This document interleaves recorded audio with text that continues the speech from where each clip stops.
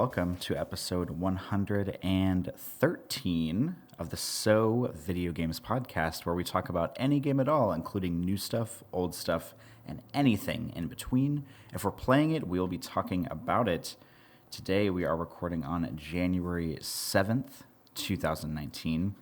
My name is Corey Motley. I'm a staff writer at GameCritics.com. I'm 50% of the show, and I am doing full-on NPR voice right now. So please excuse me if that's not your thing, but here we are. Joining me as always, the man who joins me for every single episode of the show, every single one, all of them. We're both in it together 100% of the time, is Brad Galloway. He is the editor at Game Critics. How are you, Brad? I'm doing really good, man. I'm excited for the show. It is one of the shows I look forward to most throughout the year. Very excited to talk about what we're going to talk about. I am living for your NPR voice right now. I'm into it. I'm waiting for you to talk about news updates. Oh my gosh. And talk about the local scene. So when you get to that, I'm ready. Well, part of it is because, spoiler alert, there is somebody sleeping in the apartment. So I'm trying not to be super loud, even though I know no matter, I could probably whisper and it would still be too loud. But so I'm going to try to keep it down for a little bit, see how it goes. Try not to let this harsh the vibe of the show, but here we are nonetheless. I'm speaking low and slow with my mouth close to the mic. So here we go. This is January 7th, ready to roll. Like Brad said, this is a show that we look forward to every year because, would you believe it? I feel like 2018 just started, but as a matter of fact, it just ended, and this is our Game of the Year 2018 show. We have a jam-packed schedule for tonight, lots of things to go over. Brad and I are going to warm up with some category awards. We did the same thing last year.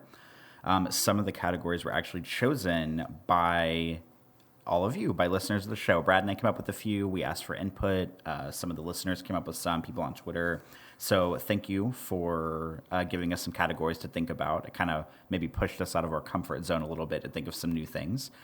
And then after that, we will move on to go through our top 10 games, and we will discuss after that some listener picks.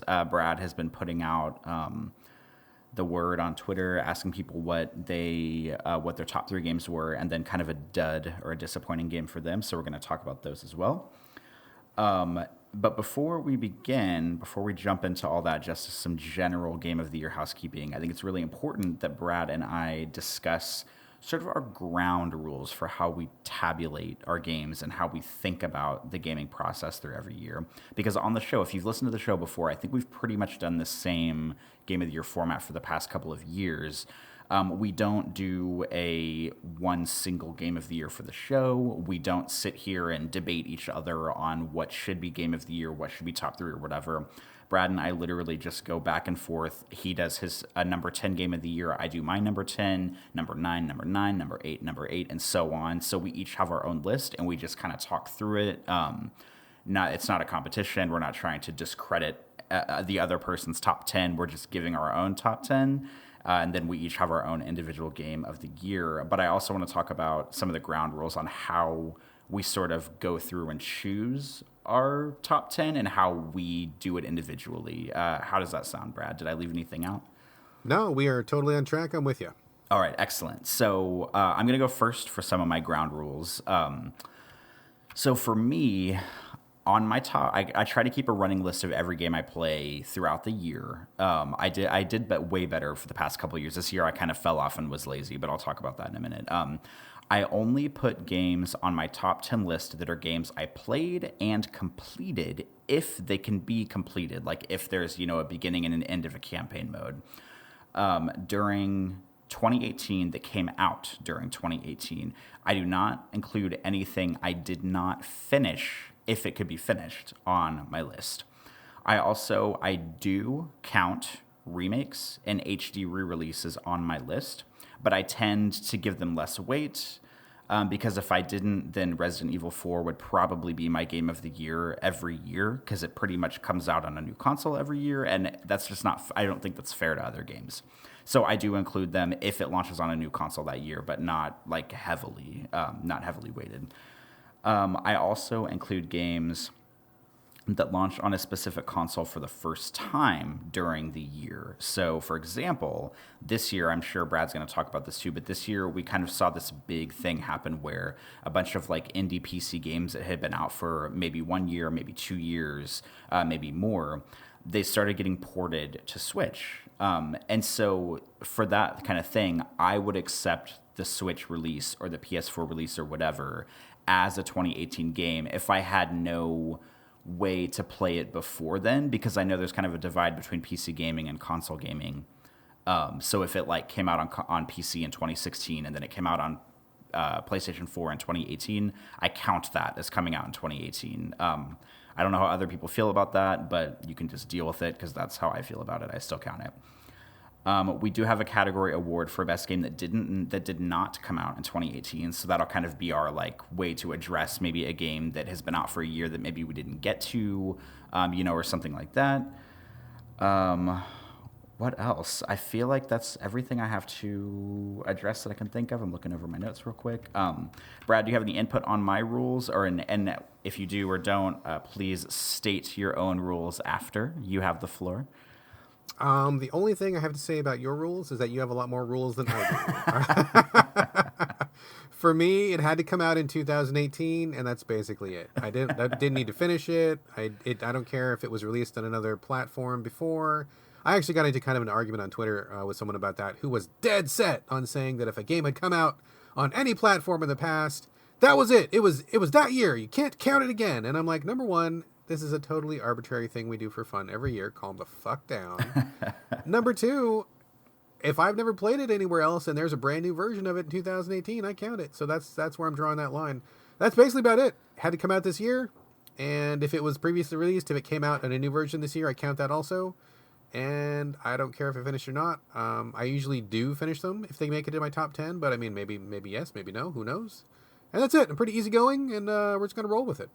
Excellent. Yeah, I guess now that I think about it, it would be maybe strange to give a game one of your top 10 spots if you hadn't finished it. But I mean, we live in a strange world, so anything could happen. So that's probably the biggest difference between our lists, is that I must finish my game to put it on the list, and you don't really care. So that's not bad. We have similar rules, except for I just have more of them, I guess. I also just want to give, before we jump into the award warm-up category, just sort of like a general roundup on how I felt about gaming this year, because I felt like this year was a little bit weird for me personally for gaming. And Brad, if you want to preface sort of like your general take on the year after I can, you certainly may. But I just want to talk for a second about like at the very, very, very beginning of 2018, and throughout 2018, kind of two big things changed for me. In January of 2018, I actually got a gaming PC for the first time. So that opened up, obviously this huge like world of games, because there's so much stuff on PC that's not available on consoles. So I spent a lot of my year just kind of seeking out some PC stuff that I hadn't played before, and a lot of it was old. And then about halfway through the year, I got a virtual reality system for the first time. So I got an HTC Vive. I think it was like during the summer. I can't even remember. But so I got a gaming PC, and then I got a VR system. So the weird thing about 2018 for me is I spent a lot of the year playing stuff that had come out in 2017 and 2016, maybe in 2015, just because I had these two brand new avenues that had pretty deep, catalogs of games to play. And so, I mean, I was looking at my 2018 list of games I had played, and I think I only played and completed like 17 games that came out during 2018 in 2018, which is weird because most years I play and complete maybe like 30 to 40 games. So I played about half the amount of games I usually do this year that came out in 2018. And all in all, I played about 50 games, but so many of them I either didn't finish or they came out a year or two or three ago. So it was a weird year for me because of the PC gaming thing and because of the VR thing. I just ended up diving into this like back catalog of all these old games and kind of jumping in, playing them. And really, I mean, it's not that I wasn't paying attention to stuff that came out in 2018, but I just wasn't like, I don't know, like super duper like trying to play every single thing that came out in 2018. I just kind of played stuff as I found it, whether it was old or new. Now that I had a PC and then I got VR and everything, so just kind of it's kind of the weird year for me of just like jumping into old stuff rather than just playing everything new that came out as it came out.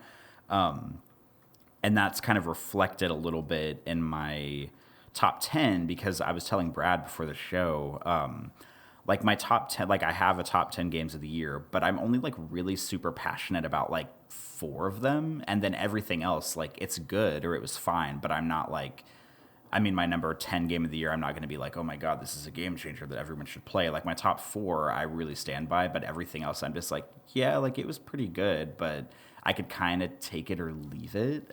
Maybe that sounds terrible, but this just sort of reflects the strange year that I had. Brad, do you have any overall prefacing about your gaming habits in 2018 you want to talk about before we jump in? I mean, not a lot. I think just the biggest takeaway for me was like it was just a really, really busy year. I had a couple of big projects in real life that were not related to gaming that took up a lot of my time. My wife started a new job, and I'm doing a lot of support for her. Doing things for her, kind of her Girl Friday, I guess. Just getting stuff done around for her office and things. So I got a little bit extra workload there. Still doing the grind at Game Critics, which I love, so that's never going to change. And I recently became a stay-at-home dad, and so like my days, believe it or not, I actually got like a way busier once I became a stay-at-home dad. I'm sure most people think I'm just kicking it on the couch playing games all day long. Totally the opposite of the truth. I got a lot busier, a lot less time to play. I actually had more time to play when I was working than when I was staying at home, so that's the honest truth. I think my biggest thing is just pressed for time. There was a lot of games I wanted to play that I didn't get around to just because I simply did not have the physical time to play them. So I played as much as I could, and no one can play everything. I mean, it's been quite a while since those grand old days when a critic could literally play every game that was worth talking about, because that was a certain period in history. You could do that back in the day. That was a possible thing. It is not possible anymore. No single person can play every game that's worth talking about. So you got to pick and choose. I did the best I could. I missed some. Some I figured were not going to be my jam regardless, so I wasn't going to waste time on them. Some ended up being not what I expected, and so I wasted some more time there. But you do the best you can, and here we are. I feel pretty good about my list. And, there was a few more things I would have tried, a few more things I might have had on here, but, life is short. We're human. We just got to go with what we played, and my list is good. All right, excellent. Well, without further ado, do you want to do some warming up with our category awards? I would love to do the warm-up category awards. So, shall I read?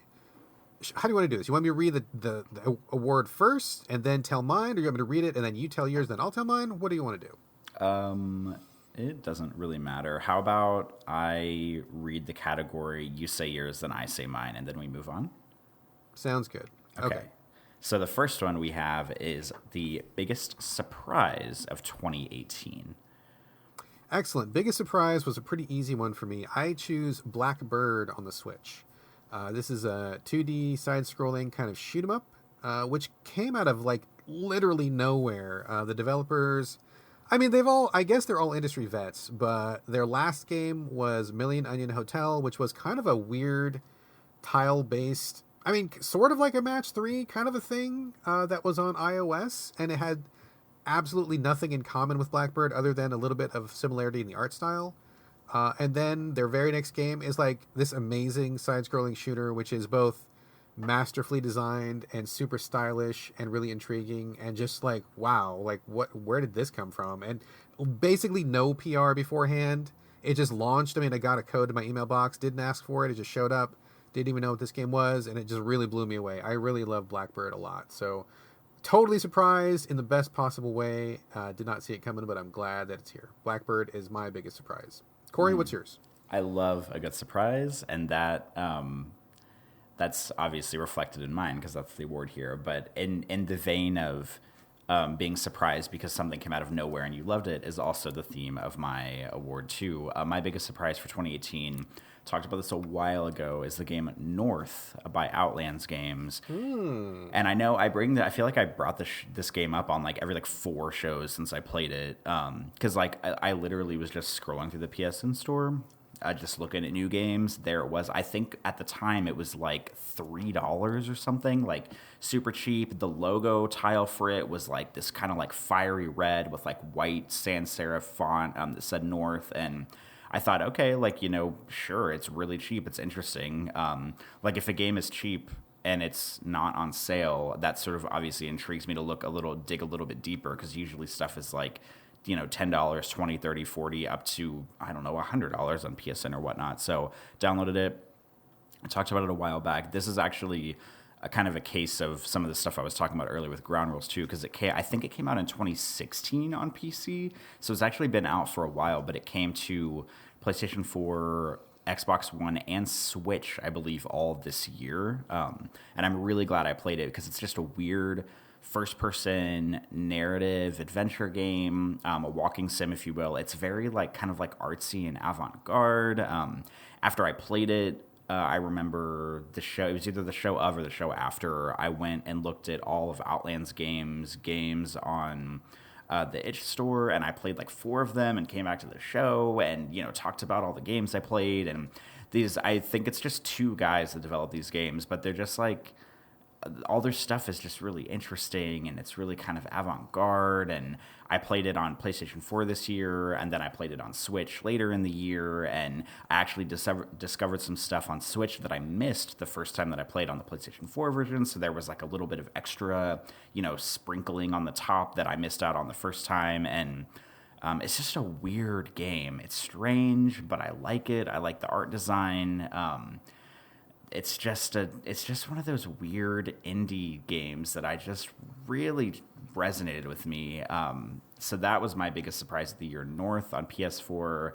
Had no idea what it was. Bought it for a few bucks. Played it, and I just loved it. It's strange. It's interesting. It's like all the things I look for in sort of like my indie jank category. And it just kind of ticked all the boxes for me, and I loved it. And spoiler alert, this is not the last time you're going to hear about this game on the show, so get ready for me to talk about it later too.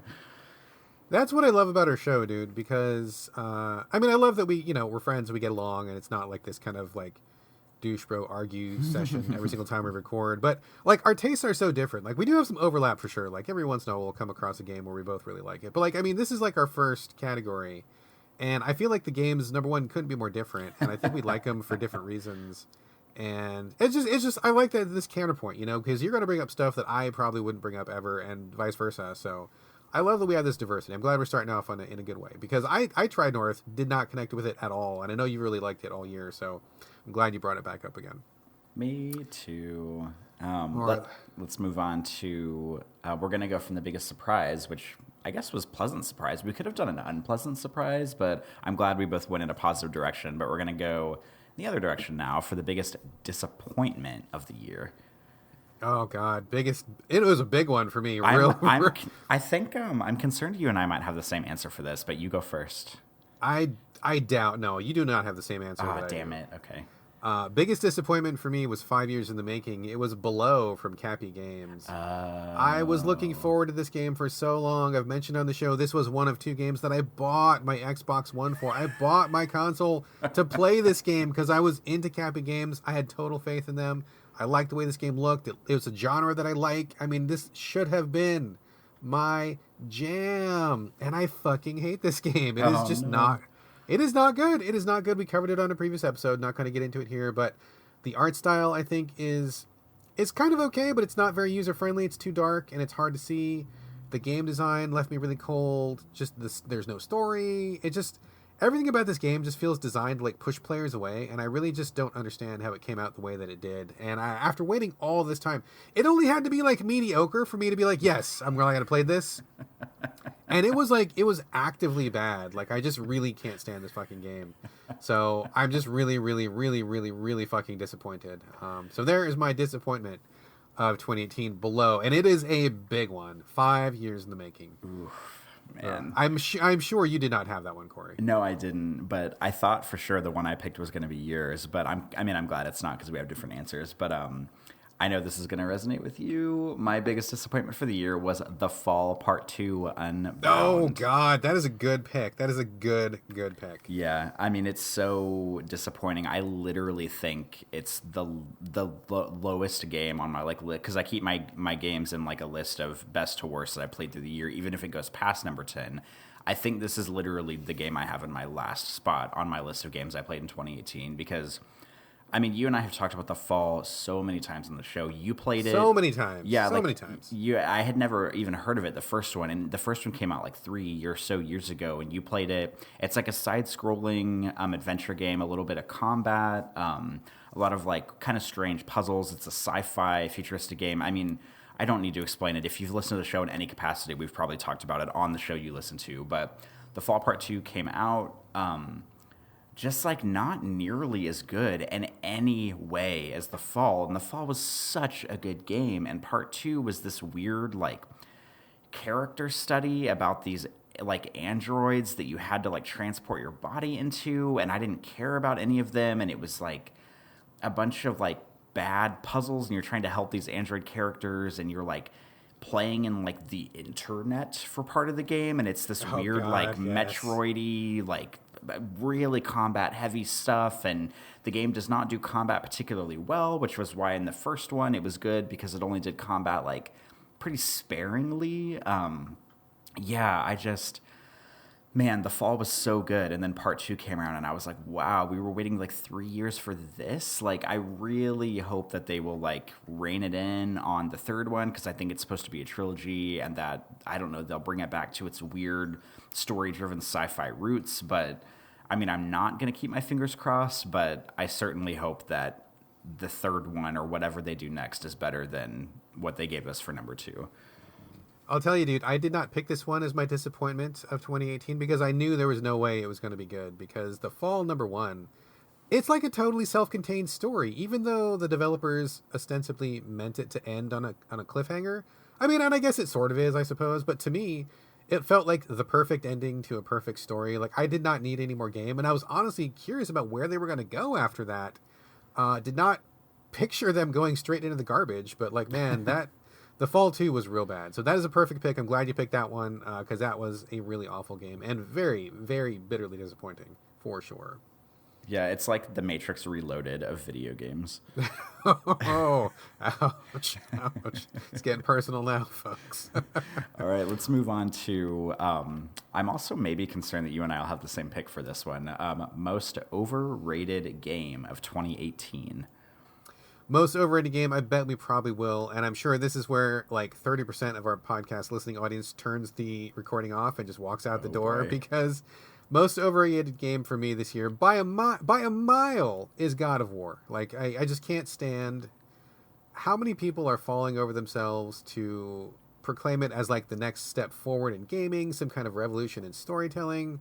I mean, just, the best combat ever. Like, okay, folks, look, I mean, it's fine. I mean, I think if you go back and listen to us talking about it on the show, I mean, I think there is a wonderful 8 to 10 hour experience in here, but unfortunately the game is like 30 hours long. It's just too much flab on it, and I really don't think it's that great. The story has some good points, but it doesn't really go anywhere that's really interesting. I mean, I think the connection between Kratos and his son Atreus is the best part, obviously, and that is good, but it's not the entire game.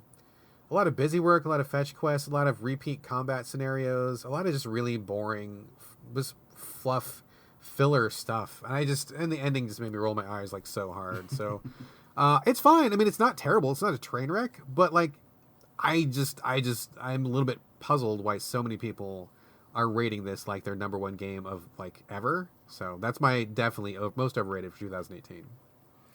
All right, well, I have 2 spoiler alerts here. One of them, my most overrated game is also God of War.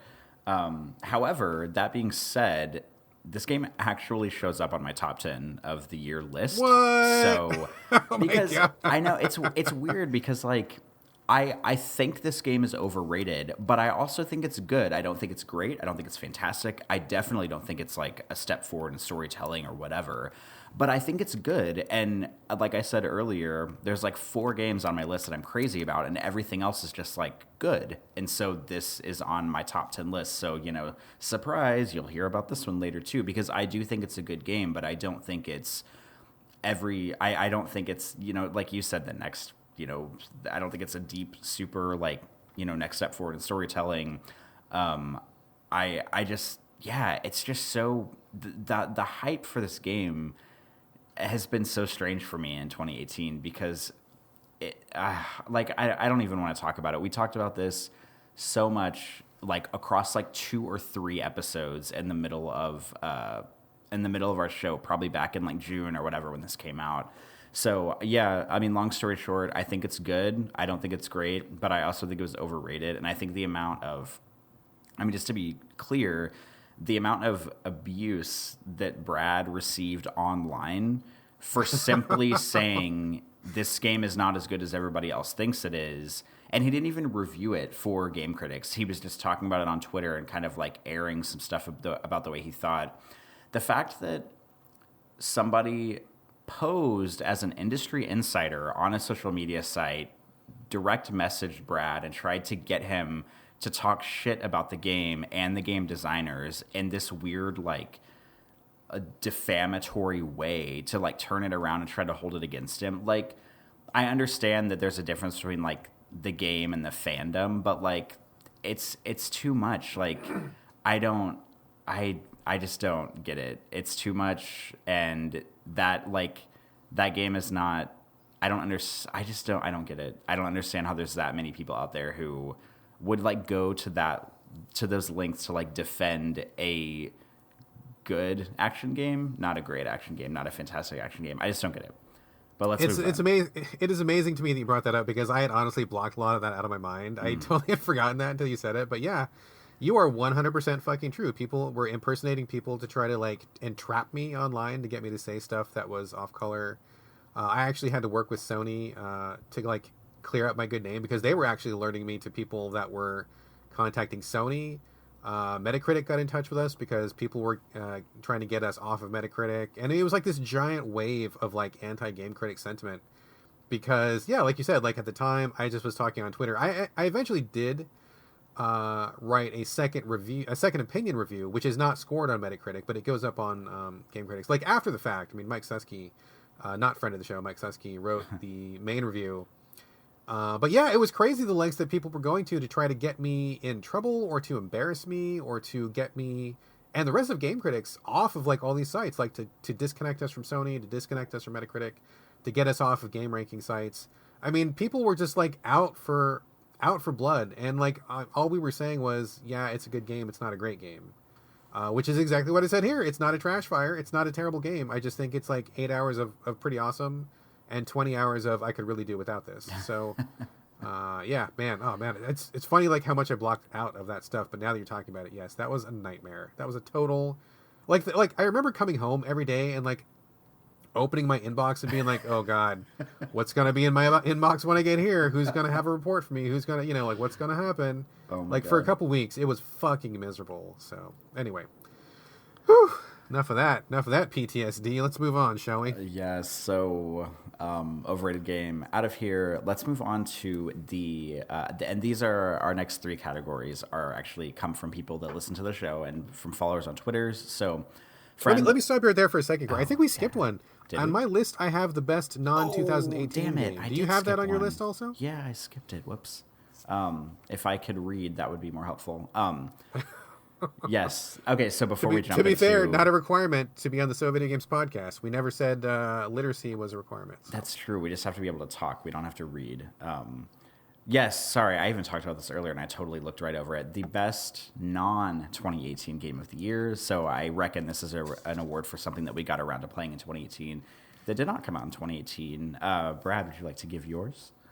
I have kind of a double category award here. I think the first one, I'm guessing you're probably going to feel me on a little bit. Maybe not 100%, but I bet we're going to be in large agreement on the Invisible Hours. How you feeling on that one? Oh yeah, I figured that would be your pick. It's not mine, but yes, that's a good one, and it did not come out in 2018. Love the Invisible Hours. We talked about that one at length on this show, so please go back and listen to those episodes. I still have great affection for that piece of work. I'm sad that I didn't play it in the year that I could have given it an actual award, but still love the Invisible Hours. The second one is The Dark Side Detective on Switch, which I've talked about a couple times on the show. It is a 2D point and click, which is perfect for people who don't like point and click games, which is me. Very funny, very clever, bite-sized sections, good sense of humor. Loved everything about it. Looking forward to the sequel, which got successfully kickstarted. So I am eager for that one. But for me, The Invisible Hours and The Dark Side Detective. Corey, what is your pick or picks?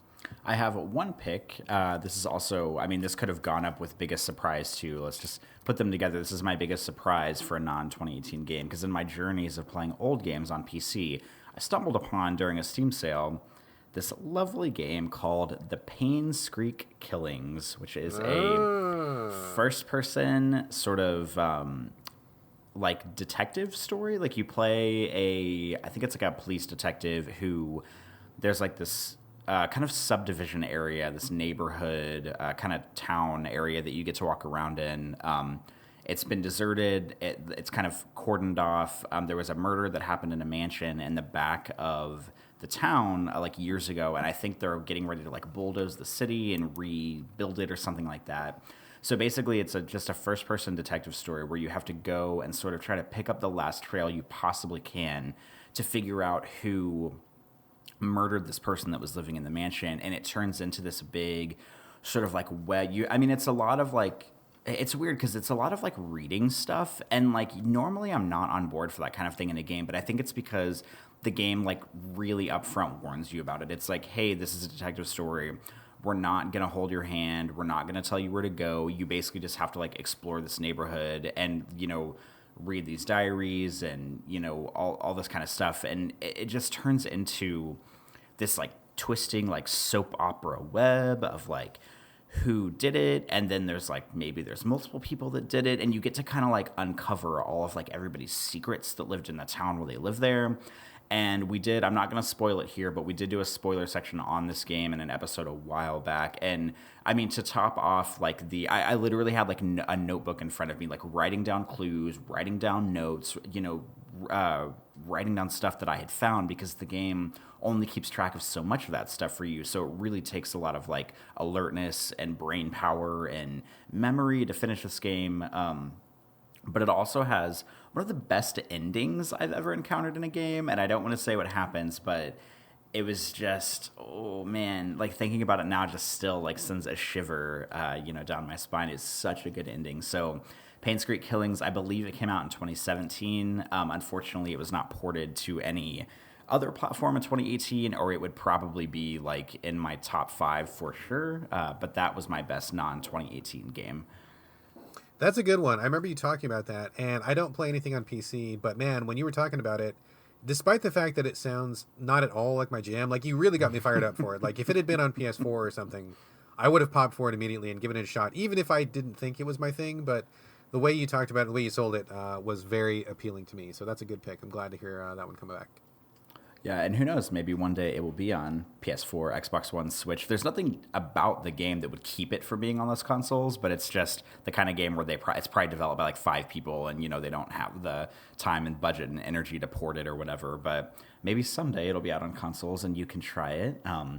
But now, because I was getting ahead of myself earlier, let's move on to some reader/listener/Twitter follower categories. First up, friend of the show, Louis Fietro, asked us what our almost great game of the year was. Oh my God. Thank you for suggesting this, Louis, because, oh my God, this was so almost great. It literally caused me physical pain. I know what this is. You know what I'm going to say. Of course, it could be nothing other than Subnautica this year, because this game started so good. Like the first 25-30 hours were like the best survival experience I've ever had in a game in history. So perfect, so enjoyable, so interesting, exciting, scary, fun. Everything about it was just like, mwah, so good, so good. And then you get to the end game, and it just totally takes a shit all over itself, and it gets awful. Um, Up until that point, the game is pretty self-directed, and things are, pretty explory, pretty survivey, but it's not too hard. You can kind of just roll with it, and you get what you need, and things are coming together pretty well. Really good pace. Like, it feels like you're really building up towards the end of the game, and then it just takes this hard, jaggy left turn where all of a sudden there are very specific things that you need to do which weren't really a problem before. The game doesn't tell you where to go or what to do for those. Once you get those things, you're going to have to go to YouTube. I mean, guaranteed. This is what I did. I mean, I basically had a YouTube window open for like the last 20 hours of this game, which is really disappointing. But once I figured out where to go and what to do, got to do the thing, it was just one barrier after another, one annoyance after another. One speed bump after another, where they just seemed bound and determined to not let you finish this game for whatever reason. It just really left a really bitter taste in my mouth, and I got to be honest with you, this game was going to be probably in my top 5 up until I got to the end game, and then it is not even on my top 10 now because the end game was so bad.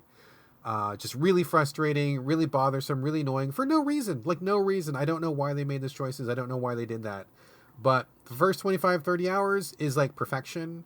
The last 15, 20 hours is garbage. Like, it just really, really, really bad. So, Subnautica, I still love you. Still much affection. You were almost great, but boy, you fucked that up hardcore.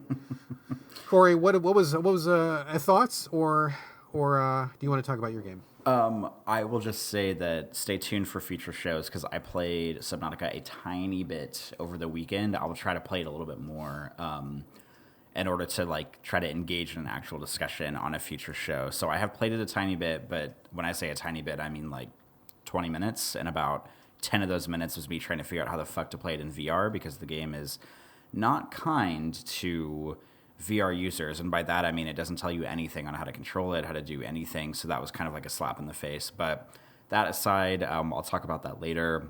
I like that you went in this direction for your almost great game because I kind of have a similar one where like the game was really fun for like most of it, and I actually didn't even end up finishing it because the end game, it's not bad per se, but it just like kind of takes a turn that's slightly different than what the rest of the game is, and I just haven't gone back to try to finish it.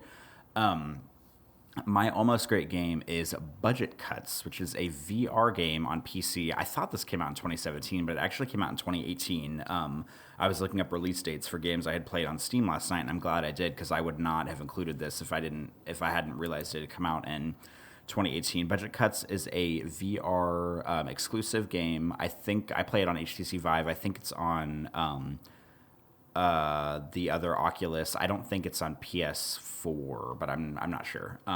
It's basically a game where you play at like some kind of like human resources company or some big like corporate. It's very cartoony, very Portal like, where you play in this like corporation building. They're taking all of their humans and sort of like calling them into the HR office, and basically they're like killing all the humans that work for the company and they're replacing them with robots. So I think you're the last human left when the game starts, and it sounds really grim, but it's a hilarious game. It's really funny. It's basically you just like sneaking around these kind of cartoony offices, engaging in like stealthy shenanigans, and there's a big part of the game about like throwing knives where there's like robots that control, and you like throw these knives at them, and whenever you throw a knife and it makes contact with the robot, like this ridiculous like stream of like black oil will like fly out of the robot and wherever you stab it. It's very like Kill Bill in that kind of way where it just like gushes oil out. It's very funny, very well designed. It's the kind of VR game that really makes you like move a little bit. Like there's parts where you have to like crouch and lie on the ground and duck behind windows and like avoid like windows that are indoors and stuff, and like peek around corners, and it's just got good like body awareness. It's not the kind of game where you just sit down and watch. It's not the kind of game where you're standing in one spot. You really kind of have to move your body. But I don't want to spoil it, but there's just like an end game scenario that kind of moves in a different direction, and it kind of scared me, to be frank. And I just haven't gone back to try it again. Do you mean like it was frightening to play? A little bit, yeah. Like it kind of gets scary toward the end. Oh, okay. And it's like scary and difficult because the game is kind of hard, but it's not like unmanageably hard, but at the end, like, it got scary and it got hard, and I was like, oh god, like, this is a little bit too much, and it just kind of left a little bit of a bad taste in my mouth, and I haven't gone back to try it again. I guess I just haven't, like, built up the courage. Also, I've had plenty of other stuff to play. If it were, like, the only thing I had to play, I would certainly go back and do it, but I've had a full plate this year. But yeah, Budget Cuts is my pick. I feel like maybe if I went back and tried the ending again and just kind of figured out how to do it, it might be great. But just the weird turn that the ending kind of scenarios take kind of turned me off a little bit. So similar to Subnautica in, our regard, the first 90% is great, and then the last bit is maybe a weird game change or a little bit too much. But Budget Cuts is my pick. So disappointing when that happens. Jeez. Yeah, I don't know. I mean, I guess there's something to be said for, like, a curveball ending, but if it's, like, a difficult curveball ending, because, like, the Pain Street Killings has a curveball ending, and they, like, knocked it out of the park, but Subnautica and Budget Cuts, it was just, oh, here, you're playing game number A, and then number A, I know how to count. And then, oh, you're entering the end game stuff. Oh, never mind. Here's this other game we're going to put in its place. Like, it's just not the right thing to do. Agreed. All right, let's move on, sir. What's next? Next up is this is from Zolbrod. I actually don't know who this person is on Twitter, but they have a couple of categories for us. First is the most progressive or thought-provoking game you played this year. Cool. Yeah, thank you for sending this in, Zolbrod. I've known him forever. It must be through Game Critics. I don't know exactly where, but we became friends a while ago. So yeah, definitely one of our Twitter folks. Most progressive or thought-provoking? For me, I kind of went with progressive, and I got to be honest, I kind of struggled with this category because I just don't feel like I played anything that really stood out to me this year in terms of being very progressive or very thought-provoking. And I'm going to answer this kind of on a technicality. I'm kind of cheating on this one. So in terms of progressive, I think I'm going to choose Assassin's Creed Odyssey, which I only played for like maybe 20 minutes. Did not play it for very long, partly because my son stole it from me and took over, and I just didn't get a chance to play it, and partly because I kept hearing it was like 1,000 hours long, and I just didn't want to get into it. But the reason I'm choosing it is because you can choose between a male or a female character, and they're both equally integrated into the campaign, which is great. Not super progressive, but what is progressive is that not only is she, widely recognized as being the better character, more interesting, has a better voice actor, has just more juice to her, but also very many opportunities for Odyssey to have same-sex relationships and romance scenes. And I haven't gotten that far, but everybody who I've talked to has just fallen in love with Cassandra and just Odyssey in general for that reason. It's so like queer focused and queer positive, but not like, not in a crazy like weird way. Just like, hey, this is just how life is back in Greece back in the day, and we're just rolling with it. And it's just that's just a thing that happens, So I am looking forward to coming back to it. I definitely want to at least get far enough to see some of that stuff to see how it's handled. I bet you do. I do. So, but it goes both ways. Apparently, the main guy, I don't know what his name is, but he can hook up with the fellas. Cassandra can hook up with the ladies, or any combination of whatever you want to go.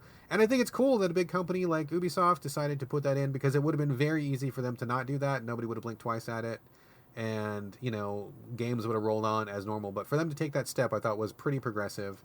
And I look forward to, I'm going to get into that sometime this year. I probably will not finish it because, like I said, I heard it's 1,000 hours long, but I do want to at least get to that part and see how that rolls out. So that's my pick.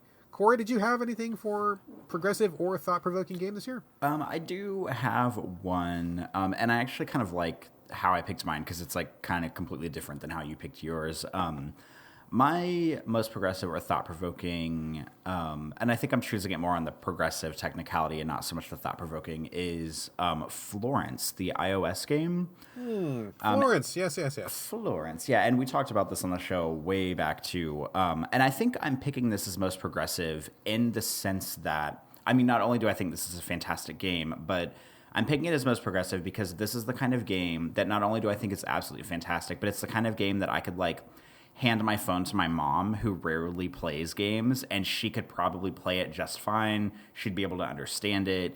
it's like a universally appealing story that might mean something different to every person who plays it, but it's also easy to play on a phone. It's not, you don't have to have a controller with 2 joysticks and 10 buttons in front of you. You don't have to have a mouse and keyboard with 200 keys in front of you to play it. It's just an easy to play game. So I feel like it's really progressive in that nature, because I think there's a lot to be valued about games that games that you can sit someone down with that don't play games regularly, who would still be able to just really take off with it. And not only that, but then have a story that would be appealing, because Florence, which I've talked about before, it's basically a game about a young woman who's kind of like coming to her own terms with life. She's kind of at a dead-end job. She's not really enjoying her life. And then she kind of falls in love, and it's kind of just like her like love story about being a young adult and kind of experiencing like deep, meaningful love for the first time, and how it kind of like mixes up her life both in good and bad ways. So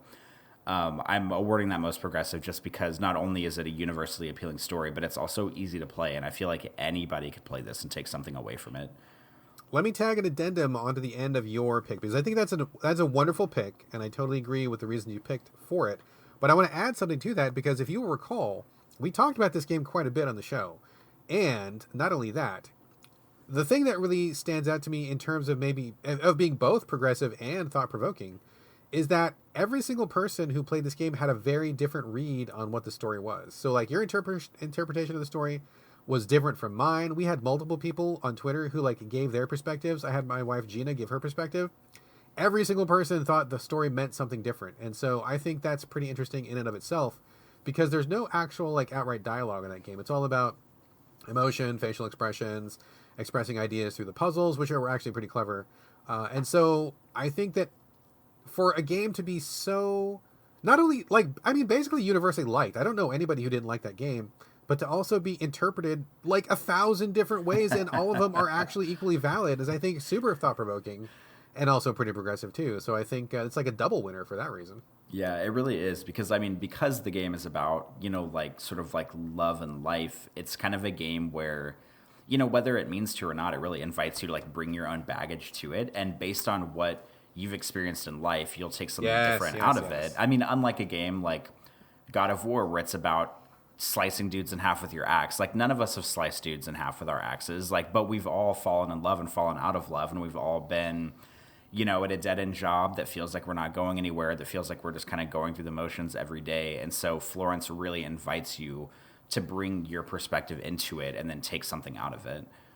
I love how you said that. Like, it invites you to bring your own baggage to it. That is such a beautiful phrase. You should make a shirt out of that, because I think that perfectly encapsulates exactly what is like the strongest part of that game. And not every game can do that. Not every... I think that's a wonderful quality, whether it's a book or a movie or a piece of music or a game, that it invites you to insert your own experience and to process it through the lens of whatever it is that you're viewing. And I think that in itself is a pretty amazing feat to pull off, no matter what type of media you're working with. And so for an iOS game to do that, and do that so wonderfully and so thoroughly, I think is really worth noting. So good call. I like that phrase, dude. I'm going to steal that from you. I'm going to say that I made that up. That's a good one. All right. You have to pay me like 25 cents every time you use it, though. All right, I'll keep track on my phone. I'll send you PayPal. All right, well, our final category, which is also brought to us by Zolrod, is our best character, our best character and or story from 2018. Excellent. This one is kind of a weird one for me. I do mean it legitimately, though. But I kind of struggled to come up with like a game that had a great, really memorable story for me this year. Like, when we get to our top 10, like, a lot of those games are not really story heavy in the sense that listeners might expect us to talk about.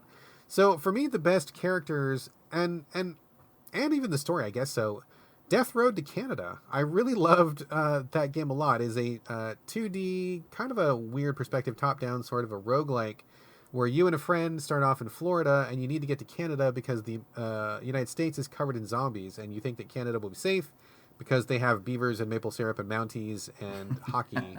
So you need to get to Canada, and as you go on this road, it's very much like Oregon Trail, if anybody's familiar with that from back in the day. But the reason I picked it was not only was I think the story kind of funny, like just really interesting and goofy, and lots of little funny things happen along the way because it's procedurally generated. A lot of stuff is randomized, and so you end up having a lot of like really funny. Oh, this happened to me. It didn't happen to you, but it happened to me. And oh, what happened to you? And that's interesting. That didn't happen to me. A lot of those like kind of like emergent story beats, but the characters I thought were the best because in that game, people's personality traits translated into actual gameplay mechanics. So like if you had somebody who was, really friendly or something, then they would get along with people you met on the road, but then they're also more susceptible to being taken advantage of. Whereas if you had somebody who was like paranoid, it was hard to trust people, but then you were never caught in a trap because you always were thinking ahead and like you were always problem solving and always looking for an escape route. And so you had all these different personality traits that were also gameplay mechanics at the same time. And those together kind of gave me a really interesting view onto these particular characters. I thought it was really well put together, really fun. And on top of that, there were a couple of very recognizable characters from other properties. My favorite being probably Jason from Friday the 13th. He shows up as a character in this, and you can pick him up on the side of the road, and he can join your party. He's very quiet. He doesn't talk. He's extremely strong, so you can mow down hordes of zombies with him, no problem. Got this giant machete. But every once in a while, one member of your party will just disappear, and you don't know what happened to them. So it's a risk you have to take. It's cool to roll with him, but you might not make it there with all your friends. So I thought that was also incredibly hilarious. All not story and characters in the traditional sense, but for me, a very interesting and extremely enjoyable interpretation of that. So for me, Death Road to Canada. Corey, best characters and or story. I went with the character route with this one, not the story route. So I have a best character, and this maybe will be left field as well, but as soon as I read this, I knew exactly who I wanted to pick for my best character of 2018, and it is none other than Connor, the android sent by CyberLife from Detroit Become Human. Oh, okay. I haven't played that yet still, so I got to catch up.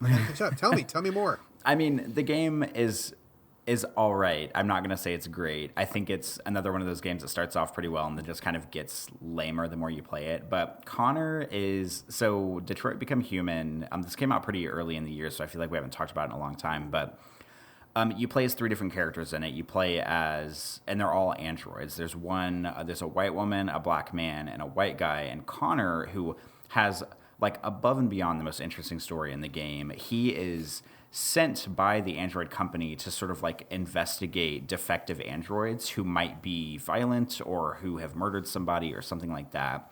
So it's sort of like a Blade Runner-y kind of thing that I really liked. And honestly, if they just made like a Connor story, I feel like it would just stand alone on its own because his scenes were always the most interesting in the game to me. But what I love about Connor is because he's an android and because he's sent there to do his job, he's just this really kind of like happy-go-lucky, like kind of seems like an airhead, kind of seems like oblivious to what's going on, but he's really smart because he's like an android. But he like shows up to, it's like the Detroit the police department, and his partner is this like grizzled old cop who's like an alcoholic who doesn't like androids, and he basically is one of those people who's just like really down in the dumps and kind of hates their lives. And Connor like shows up with his like bright perky eyes and is like, "Oh, I'm the android sent by CyberLife." And like no matter what his partner tries to do as far as like being like a jerk or being an asshole or whatever, like Connor, I mean, he just stays so positive and so upbeat, and it's kind of funny because it's just like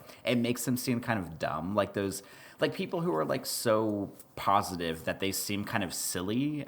He's just like one of those guys, but it was just like so refreshing in like a silly way to just have him be so like happy-go-lucky and so like fun. And I mean, there's like grim stuff that happens or can happen to him over the course of the game, but like you can choose to keep his attitude very like positive and upbeat. And I kept trying to make him like become really good friends with his detective partner, even though he was like this old grizzled jerk. And I just really liked him. I think his voice actor is great.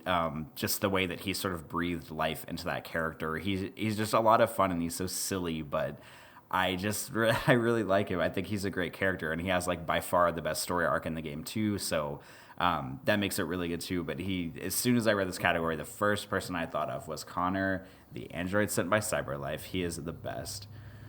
Excellent. Well, I'm sorry that I have missed out on Connor so far. I do have a copy of Detroit. I think I picked it up for like $12 or something, and I'm like, oh, it'll be worth it just to even go through it once or whatever. But I just have not made time for it. It's kind of funny that that game was hyped for quite a while, and it just really disappeared like immediately off the radar once it hit. I mean, I heard a lot of people say it was goofy or dumb. Apparently, there's a lot of the trademark David Cage off-color stuff in it. So I can't speak for that myself, and we talked about it on the show. Folks, if you want to go back, you can hear Corey's take on it. But I will get to it at some point this year. You know, first quarter is probably going to be pretty slow, so that's going to be my catch-up time, and I will look forward to getting to know Connor. Good. I have a feeling you probably won't like this game a whole lot, but if you play it, I definitely want to talk to you about it because, I mean, I played all of it, and it's not enjoyable the whole way through, but Connor is the best. All right. Well, I will circle back. I'm sure that we will talk about it because, I mean, that's kind of what we do on the show. So I will 100% bring it up. Don't know when, can't make any promises, but I'm sure I'll get to it at some point this year. So that's all of our extra bonus categories, is it not, sir? I believe that's it. Excellent, excellent. Let me take this time to kind of hijack the show. I wanted to give a really quick special thanks before we move forward to Twitter user 8BitWiz, who posed the idea to me as I was struggling with my top 10. And just to kind of give a little bit of backstory to this, I think I might have mentioned this before, and I know I told you this, Corey, but for most of the year, I only had like maybe I think it was like 7 or 8 games on my top 10 list. I just could not find anything to fill that last couple slots, right? The last 2 or 3 slots. So I just was like having these empty slots, and then fourth quarter rolls around, and that's when every game in existence hits at the same time. And I ended up with, I think, like 12 games that were all contenders. And I was kind of talking about it, just kind of talking to myself on Twitter, but, you know, people were chipping in suggestions and stuff. And I'm like, what do I do? What do I do?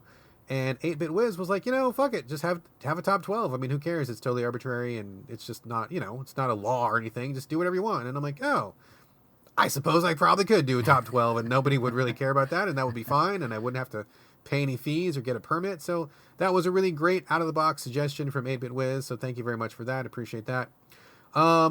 Comically, though, the 2 games that were really going to push me over my 10-game limit ended up naturally falling off of the list before I could include them. So I did end up with an organic top 10 because the 2 that got disqualified were Subnautica, which I just talked about as the almost great game because it craps itself at the end. And the other one that was almost going to make the list was Mutant Year Zero, which I talked about at length here on the podcast before, which, again, another game that started off really, really, really strong, just didn't have enough to it. It just repeated the same kind of gameplay, didn't have good balancing at the end. It had a bunch of other problems, and I just got really bored of playing it, and so it disqualified itself. But those were the 2 that almost gave me a top 12 this year, but neither one ended up making the cut. So thank you, 8BitWiz, and maybe I will do that in the future, but this year I did end up with a natural top 10. But appreciate the out-of-the-box thinking. Excellent. Well, is that your honorable mentions out of the way in order for us to get onto the top 10 then? Sure. Do you have honorable mentions, or is it just me this year? I don't. I think we both did last year, but I didn't even really think about it, probably because I feel like my top 10 list is so weak, which makes me sound like a great video gamer. But yeah, I don't really have anything extra to mention. Everything that I played that was worthy of being in my top 10 was stuff that did not come out in 2018. So like, I already talked about some of those a little bit. But shall we move on to our official top 10 of the year? Well, let me do the honorable mentions, and then we will do the top 10. Oh, okay. But yeah, it makes sense you don't have any this year because I know this was a weird year for you, as you said at the top of the show. You know, you didn't play as much as you usually do. So that makes perfect sense. No big deal. You are totally excused this year. But I expect you next year. Honorable mentions, sir. I'm going to expect it. I'm going to write it down, make a note to myself. Honorable mentions, just really quickly, want to get these out of the way. First one, Shadow of the Colossus, the PS4 remaster. Really beautiful. I'm glad they brought it back. It just didn't fix some of the gameplay problems that I think the original had. And I know that there's a big question of how much do you fix before it becomes a new game. We're not going to answer that here. But overall, definitely worth playing. Really liked it a lot. Almost made the top 10, not quite, but Shadow of the Colossus is a good thing. Also, Death Road to Canada, which I just talked about. Also, Blackbird, which I just talked about. Minute, I think, is also worth an honorable mention. We talked about that on the show, where you have 60 seconds before you die and get sent back to the beginning. It's kind of a Zelda-like adventure game. Very, very clever. How many things you can get done within 1 minute, and then there are all these little shortcuts that you unlock that let you do more and more while never really getting away from the 60-second limit. Very clever. Altogether, I think it probably takes maybe between 3 and 5 hours to finish. So imagine playing a 3 to 5 hour adventure game in 1 minute bursts. And it's really something else. It's really something else. I really like it a lot. Last honorable mention was Vampire, which we talked about a lot at the beginning of the year.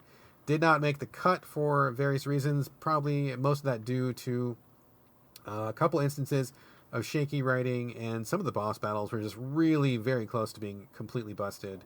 But overall, I really like the approach. It's like you're playing a doctor who becomes a vampire in World War I London, and you must get to know people, and as you know them, you can decide either to eat them and grow stronger or leave them alone because you like them. And like the balance of being a good vampire and weaker versus a bad vampire who kills people was an interesting one. And I think overall the World War I setting really did a lot for it too. So it did have some problems. I ended up a lot cooler on it than I thought I was going to be, but I still like it a lot. Still worth an honorable mention. And that is the last one on my list. So I think we're probably getting ready to hit the actual top 10, man. What do you say? I think so. We are 1 hour into recording, and we're now approaching the meat of the show. All right, I think we're making good time, actually, to be perfectly honest with you. I think we're doing good. I think we're ahead of schedule. Oh, boy, let's not get ahead of ourselves. All right, so basically what we're going to do now is just go through our top 10s. One of us will say our number 10. The other person will say theirs. We'll kind of discuss it a little bit, why we chose it, what we liked about it, and then move on. Do you want to go first with your number 10?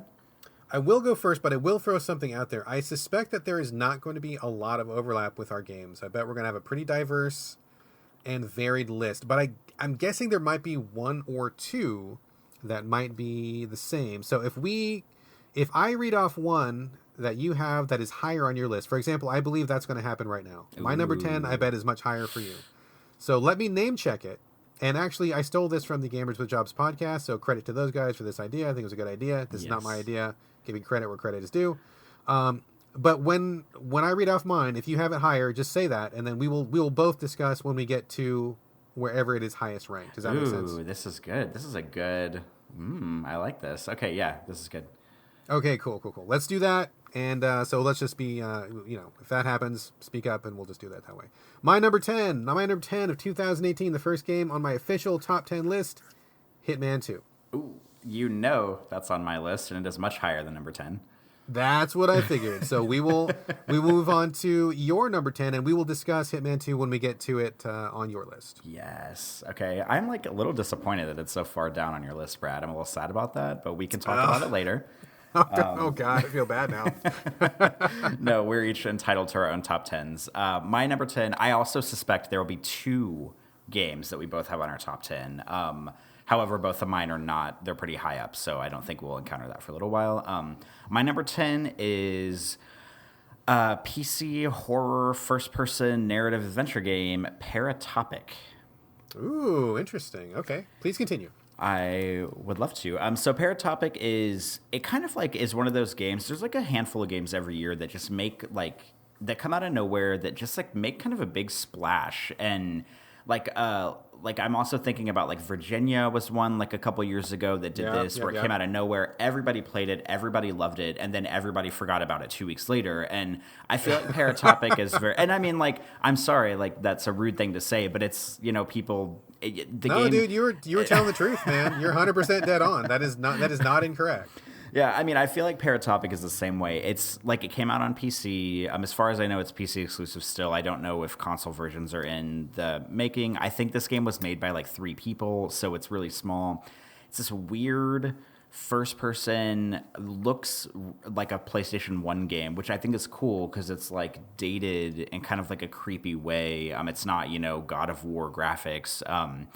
You play as 2 different people, and it's like the story is so vague, but it's so interesting that I don't even know I think you play as 2 different people, and it's just like weird. I don't even know how to describe it. Like you have conversations with people, and there's this whole like conspiracy about like videotapes, and people are like using them as drugs, and there's like this forest area where like maybe people are getting kidnapped, and there's just like a lot of weird stuff going on, and it's only like an hour long, so it's short, it's sweet, it's just eerie and kind of surreal and very strange. I haven't really, I mean, I heard about it when it came out and it made a lot of waves, but then, you know, like kind of like Virginia, I haven't really heard about it for the past few months, but I liked it.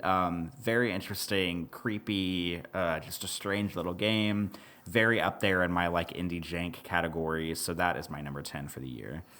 That's a good pick, and like I said earlier, I think you were 1,000% correct, because for like a solid like 9 days, all I heard about was Paratopic on Twitter, like 24/7 from every single critic. That's all they were talking about.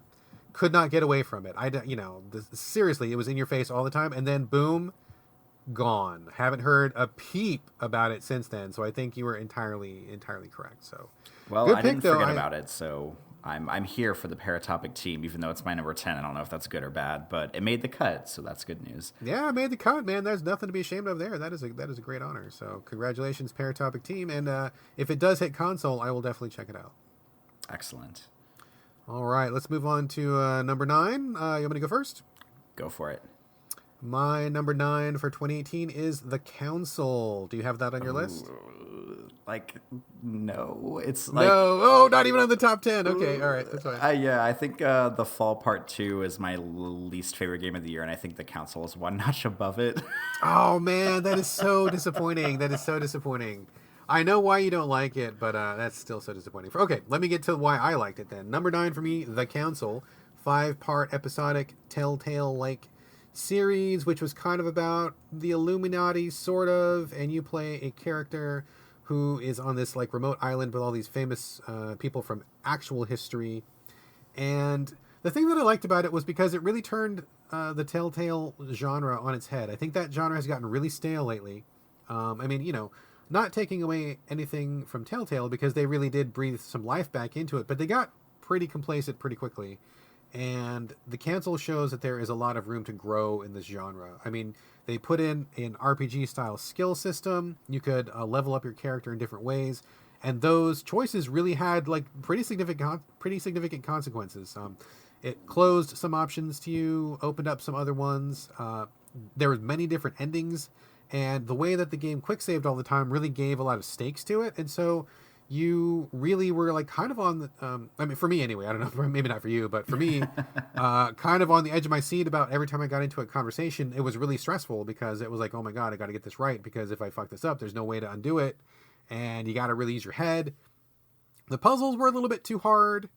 Puzzles were definitely a little extra in some ways. And some parts of the story didn't really come together for me, like episode 4 and 5 could have done with a little trimming. But overall, I loved the main character, Louis de Richet. I liked him a lot. I liked just the ambiance, the atmosphere, the visuals, the style. Not a perfect game, but very, very interesting. I really liked many parts of it, and I think it shows that the Telltale-like genre has lots of places to go. It does not need to be so stagnant, and I think this was a really great stab at pushing that genre forward. So that's what I liked about The Council.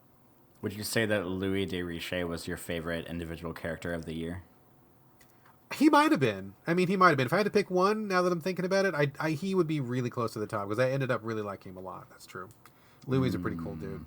He is, and he does accents so well. He does. Say Napoleon Bonaparte for me. No, I'm not going to say it.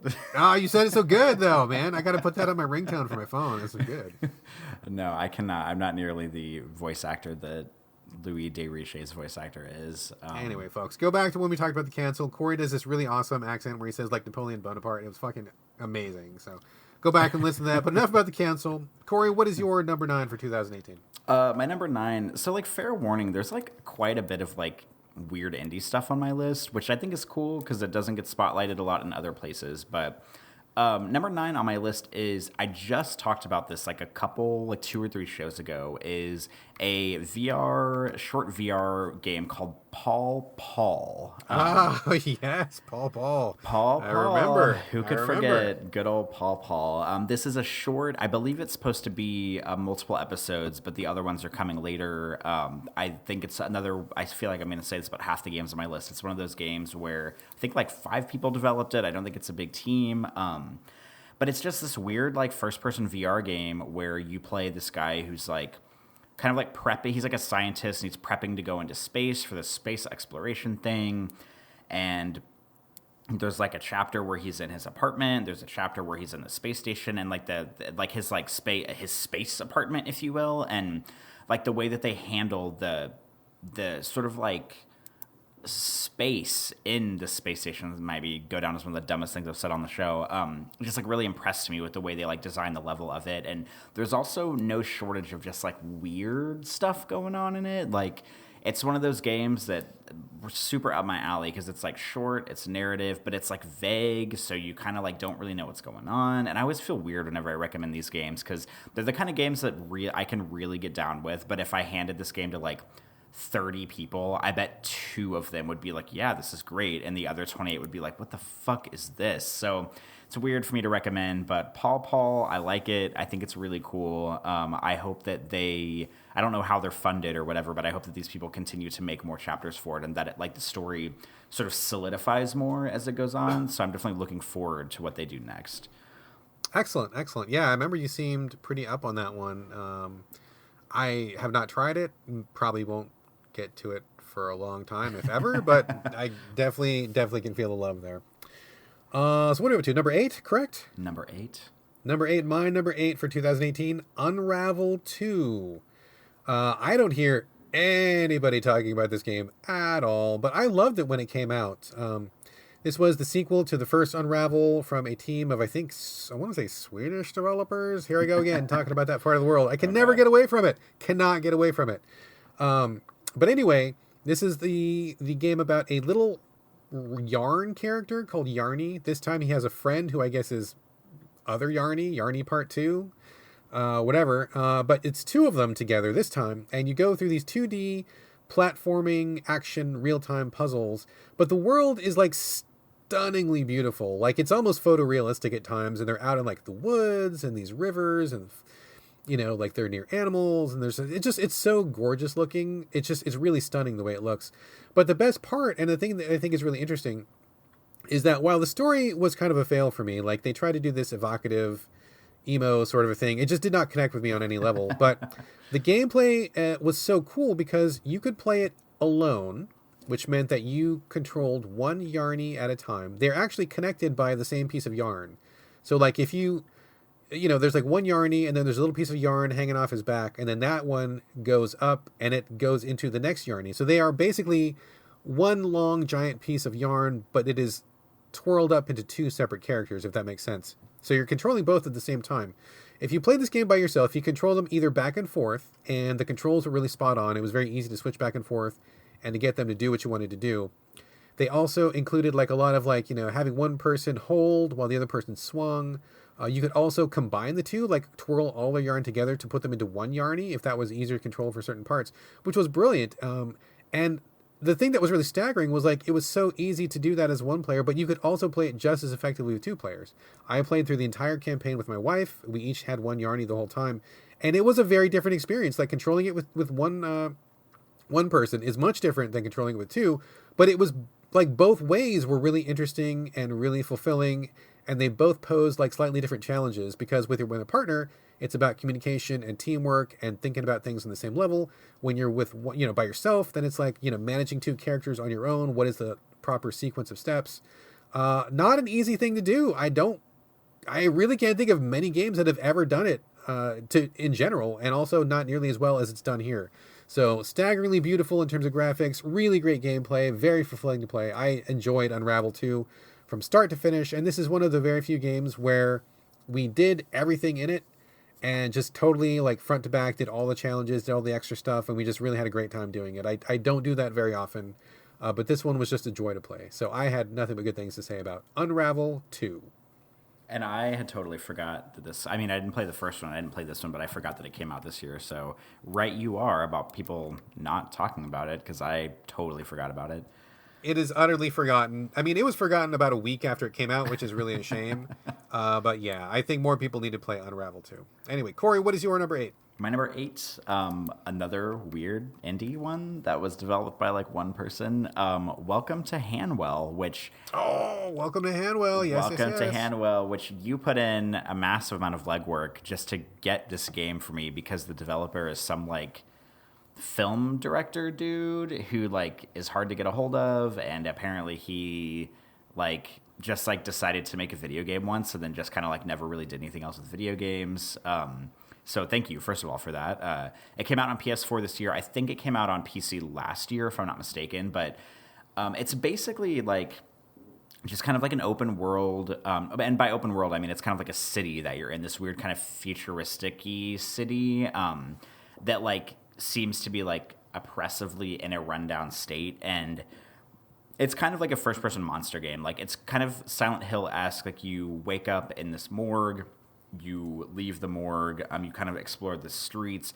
In a similar way to Payne Creek Killings, which I talked about earlier, the game kind of doesn't always like tell you exactly what to do. You just kind of like roam the streets. You have melee weapons. There's monsters that sometimes come up and attack you, like these kind of zombie people and stuff. And I think that the game could do with a little more direction. I think it could do with a little bit of like the fat trimmed off of it. There's just like a little too much exploration. I think the game is maybe too big for its britches, if you will. Like there's like it's too much. The world's a little bit too big, but there are just certain moments of this game that were like really well designed to me. There's like a few sort of like chase sequence areas or like suspenseful moments that were well designed.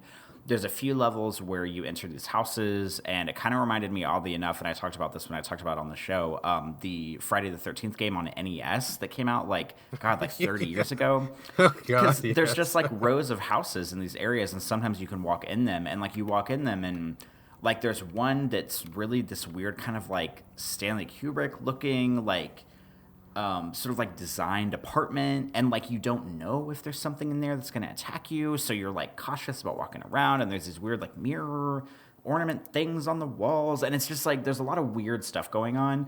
And then like the end game, this game might go down as having like one of the worst like end game boss battles I've ever had in my life, but like everything leading up to it is really good. Like there's a lot of like weird sci-fi stuff going on in the end game that's like not in the beginning, and it's just like it's just a weird like first person kind of survival horror-y, a little bit like Condemned, a little bit like Silent Hill, a little bit like Friday the 13th from 30 years ago.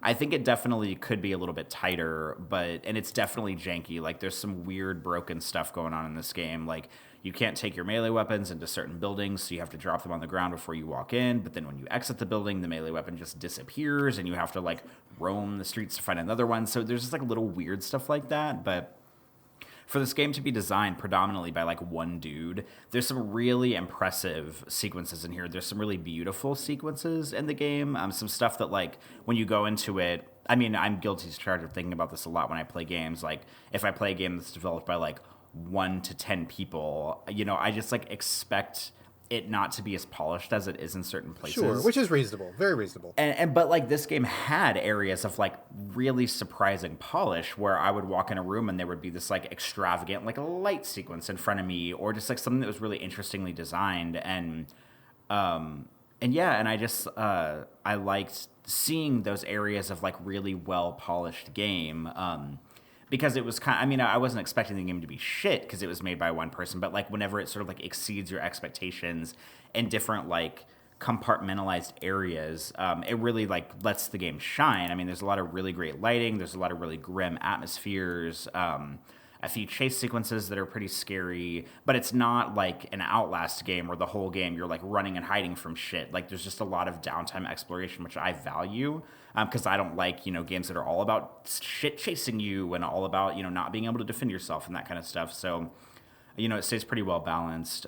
But yeah, I welcome to Hannawell. I liked it. I think it's very good. It's on PC. It's on PS4. I think it's on Xbox One, but I'm not positive. So you can get your hands on it anywhere. However, be warned, I played it on PS4. I wish I had played it on PC because it does not, at the time of playing it, which was probably about 4 or 5 months ago, it did not allow for inverted controls on a gamepad on PS4, and I'm an inverted control weirdo, so I had kind of a hard time playing it. So be warned if you're an inverted control person and you want to play it. I don't think that's a thing on PS4, so just, you know, be warned about that. But, you know, other than some minor complaints, I think it was pretty good. Interesting. You almost sold me on this one. In fact, I may have bought it when it was on sale, or maybe I didn't. But I remember I look at it every time I see it, and I think that it's probably too scary for me. So even if I bought it, I probably would never play it. But if I haven't bought it, I've come very close to buying it just because I remember you talking about it so fondly on the show. So good pick. I was wondering if you're going to bring it back up, and yes, you certainly did. Excellent, I did. Excellent. All right, let's go number seven. My number seven for 2018, Celeste. Celeste on the Switch. I think it's on other platforms as well. This is a 2D. It's kind of a hardcore platformer in the vein of something like Super Meat Boy, where a lot of it is very precise jumping, a lot of precise timing. There's a lot of spikes that you die, and the skill requirement to play it on the vanilla settings, I think, is pretty high. But the thing about Celeste is, like, number one, it's pretty rare that I see a game that marries the theme of the story to the actual mechanics of the gameplay as well as these guys did. Because in Celeste, you play a girl who is dealing with some self-esteem issues, maybe some mental health issues, and she decides that she's going to climb this mountain, and in doing so, that is going to be the thing that brings her back to her old self. She's going to, like, cure herself by going on this ordeal. And so it makes sense that it's hard to climb the mountain because, it's a pretty heavy topic, although it's handled really well. I mean, it's light. There are some neat things that happen. They do address some more serious issues, and they don't shy away from everything, but it's not just like this really, like, deep emo, sad all the time. I mean, it's handled really well. And I think that mental health is something that games do a good job of handling when they do choose to handle it. Unfortunately, it doesn't come up too often. So I think that marrying something that you do to something that you think about to something that is a real life thing can all work really harmoniously when it happens correctly. And I think Celeste got it really right. The other thing that is worth noting about Celeste is that they were one of the first games to kind of kick off this, like, cascade of games that had a lot of settings or accessibility or options to make things more accessible for players. This is the first one I remember this year that really, like, went above and beyond, because even though it's really difficult to play, you can turn off the spikes, you can give yourself extra jumps, you can, like, you change all these different things in the game. So, I mean, if you want to, you can take all the teeth out of it and basically just play through the whole game without ever dying, without ever falling, and just see the story if you want to. And I think that was really cool, because I don't think that there should be, like, this arbitrary bar for people to get over. Number one, if they pay for a game and they can't engage with it. But number two, if the developer has something important to say, I think that that message should be shared with people. And just because their hands may not function as good as someone else's hands, or their timing may not be as good as other people's timing, that's no reason to exclude them from this thing that they created that I think is really worthwhile and good. So I super applaud them for having all those difficulty settings. And it really did set off a kind of like a little cascade of other games. Like, it seemed like there was just a bunch of other games that saw what Celeste did and then did the same thing, which I think is wonderful. I wish more developers would do that. Don't worry about gating us from your content arbitrarily. Don't think of it as like some kind of dick measuring contest or a bar for us to get over. Just make something good and let us engage with it. And if I like to play it on the hard mode, let me play it on the hard mode. If someone likes to play it on the easy mode, let them play it on the easy mode. Neither one is more valid or true or correct than the other. And I think this was one really great example of that. I really applaud them opening up their game to players of any skill level, which I think is something that we desperately need more of. So Celeste, I think, was good for many reasons, and that is why I chose it for my number 7. Corey, thoughts, or your number 7?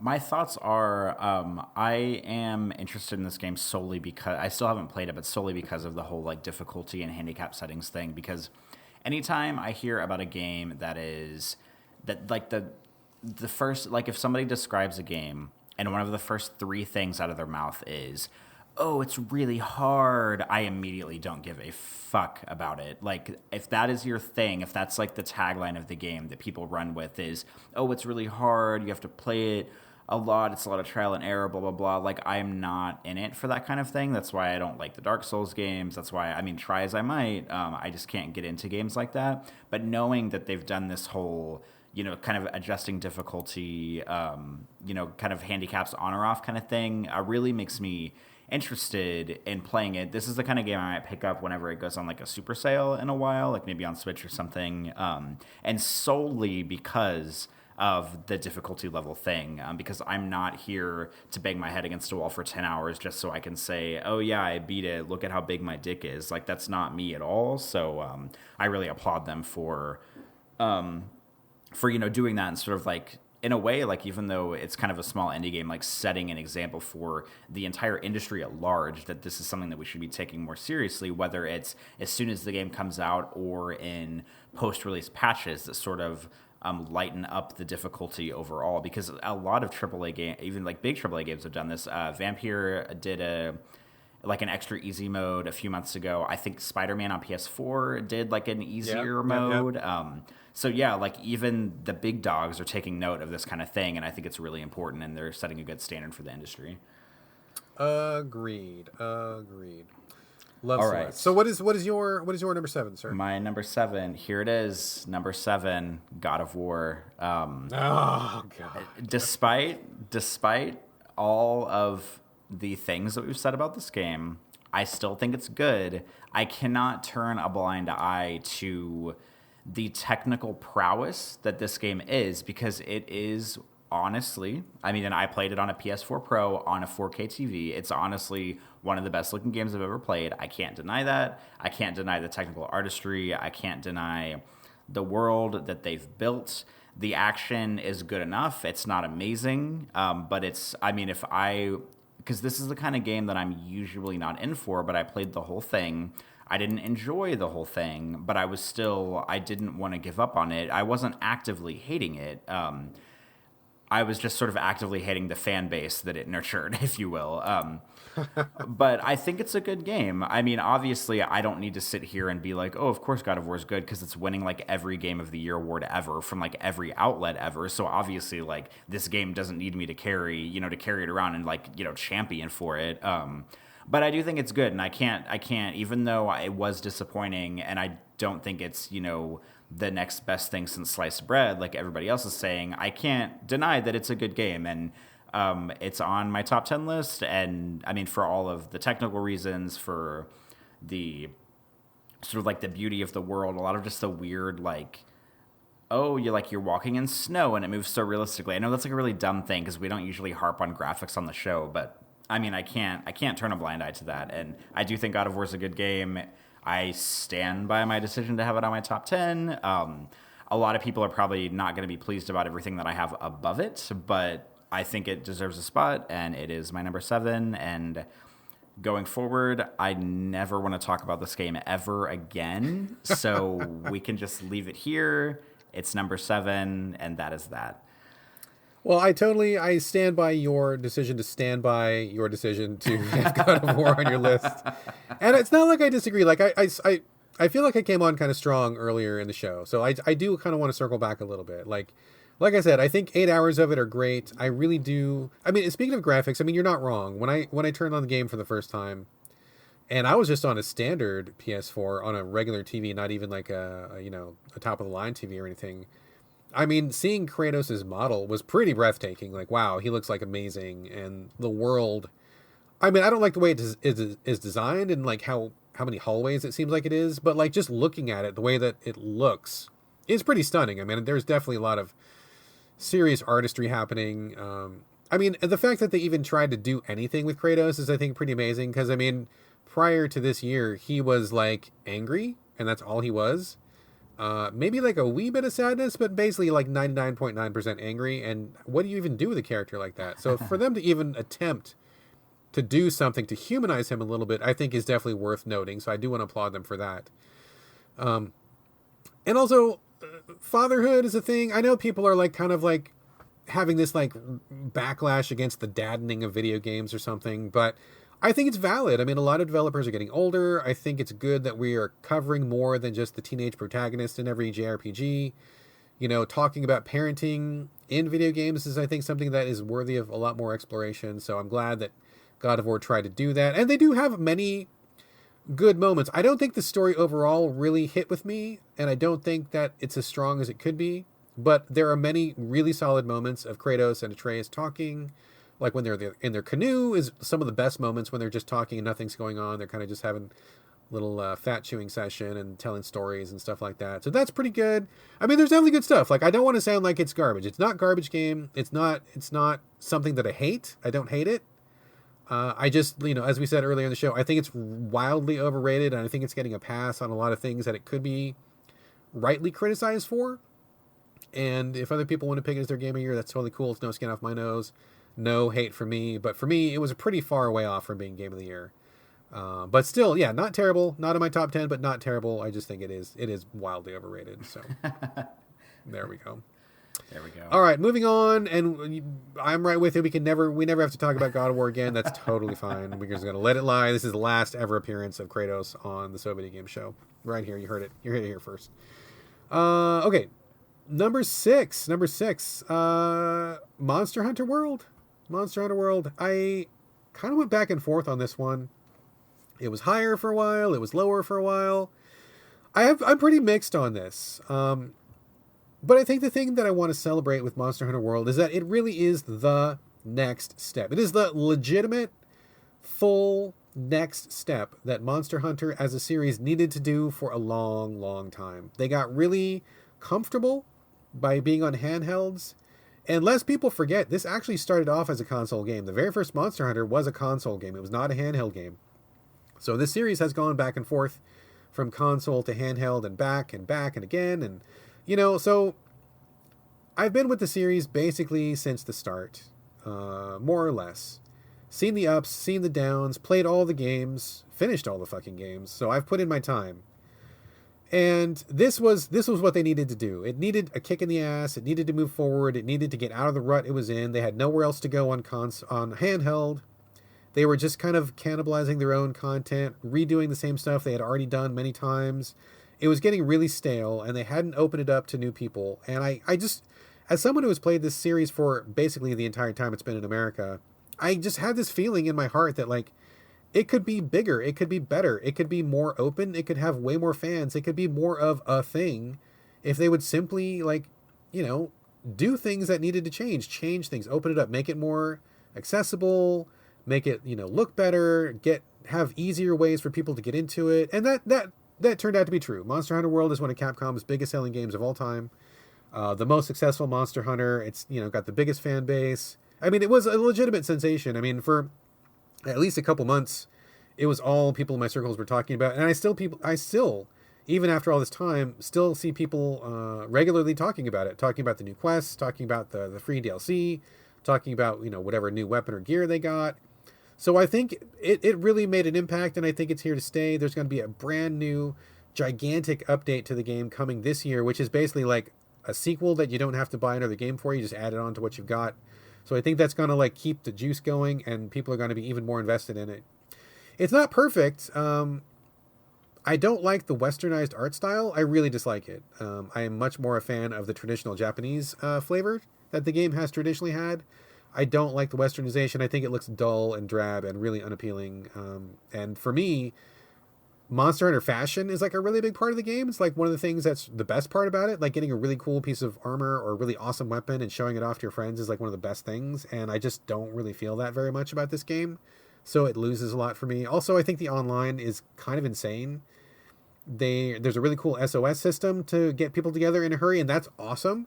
But the general, like, meeting up with your friends and questing as a group and how you meet people online, it's ass. Like, it's really bad. And I don't know why they keep fucking it up. But those things apart, I think I just really want to recognize it and celebrate it for finally taking the next step, which was so badly needed. And I'm really glad to see that people responded just the way I had hoped they would. And I'm sure Capcom is also even happier than I am. And it's good. It's good that Monster Hunter is still a thing, still in discussion, and it looks like it's still moving forward. So we will be hunting monsters for many years to come. Corey, thoughts or your number 6? No thoughts per se. Never been into the series. Every time you talk about it, I'm like, all right, sounds great, but I'll never play it. Although I did play the demo and didn't really get on with it. But I'll move on to mine. I feel like people are going to not be pleased about where this is on my list. Especially with it being above God of War. But this is my, like, I guess my one slot of just kind of like a mindless fun game that I just, like, enjoyed playing, but didn't really, like, have anything deep or not a great story or whatever. It's just a reliable game that I played all of that I kind of feel guilty about having. It's like a guilty pleasure game, if you will. Don't be guilty, Corey. Don't be guilty. You love what you love. Don't be guilty. Yeah, so my number 6... is Far Cry 5. Okay, go for it. That's funny because I've seen it on many people's worst of 2018 lists, but I fully believe that you love this, and I want to hear why you loved it. Well, I mean, I don't even know if I loved it. It was just like a dependable game to play. Like, I think part of me putting it on my list is like kind of respecting that, it's a big game. There's probably a lot of like technical prowess that went into making it. And I mean, I played the whole thing. And like, my other thing is like, I'm not usually one, as of late, as of the last few years, to play like big open world games where you have to do, you have to get loot to build things and you have to do the side quests and then you have to do the main quests. Like, I'm not really, that hasn't been my bag for a while. But I played this entire game. So like, what does that say? Like, yeah, it's not, that it's like far from the best game I've ever played in my life. It's also far from the best like Far Cry game I've ever played in my life. But like, it was there, it was dependable. I played all of it. I like upgrading my guns in it. I like riding cars around and riding helicopters around and shooting things and like doing the stealth missions. I like that the game has stayed true to its sort of like approach any mission from any different way. Although I do think the stealth is a little bit more difficult than it should be. But finally upgrading all your weapon slots, being able to have your like big ass sniper rifle on your back with a silencer, having your bow for like more up close like killing, having your silenced pistol, having your shotgun, like just like being like decked out, being able to perch up on a hill from far away, try to snipe everyone in the base and then get in and like knife them all to death and try to like get through or just running guns blazing. You can friggin' light a car on fire and drive it in through the front gate and let it explode and just, blow everybody up.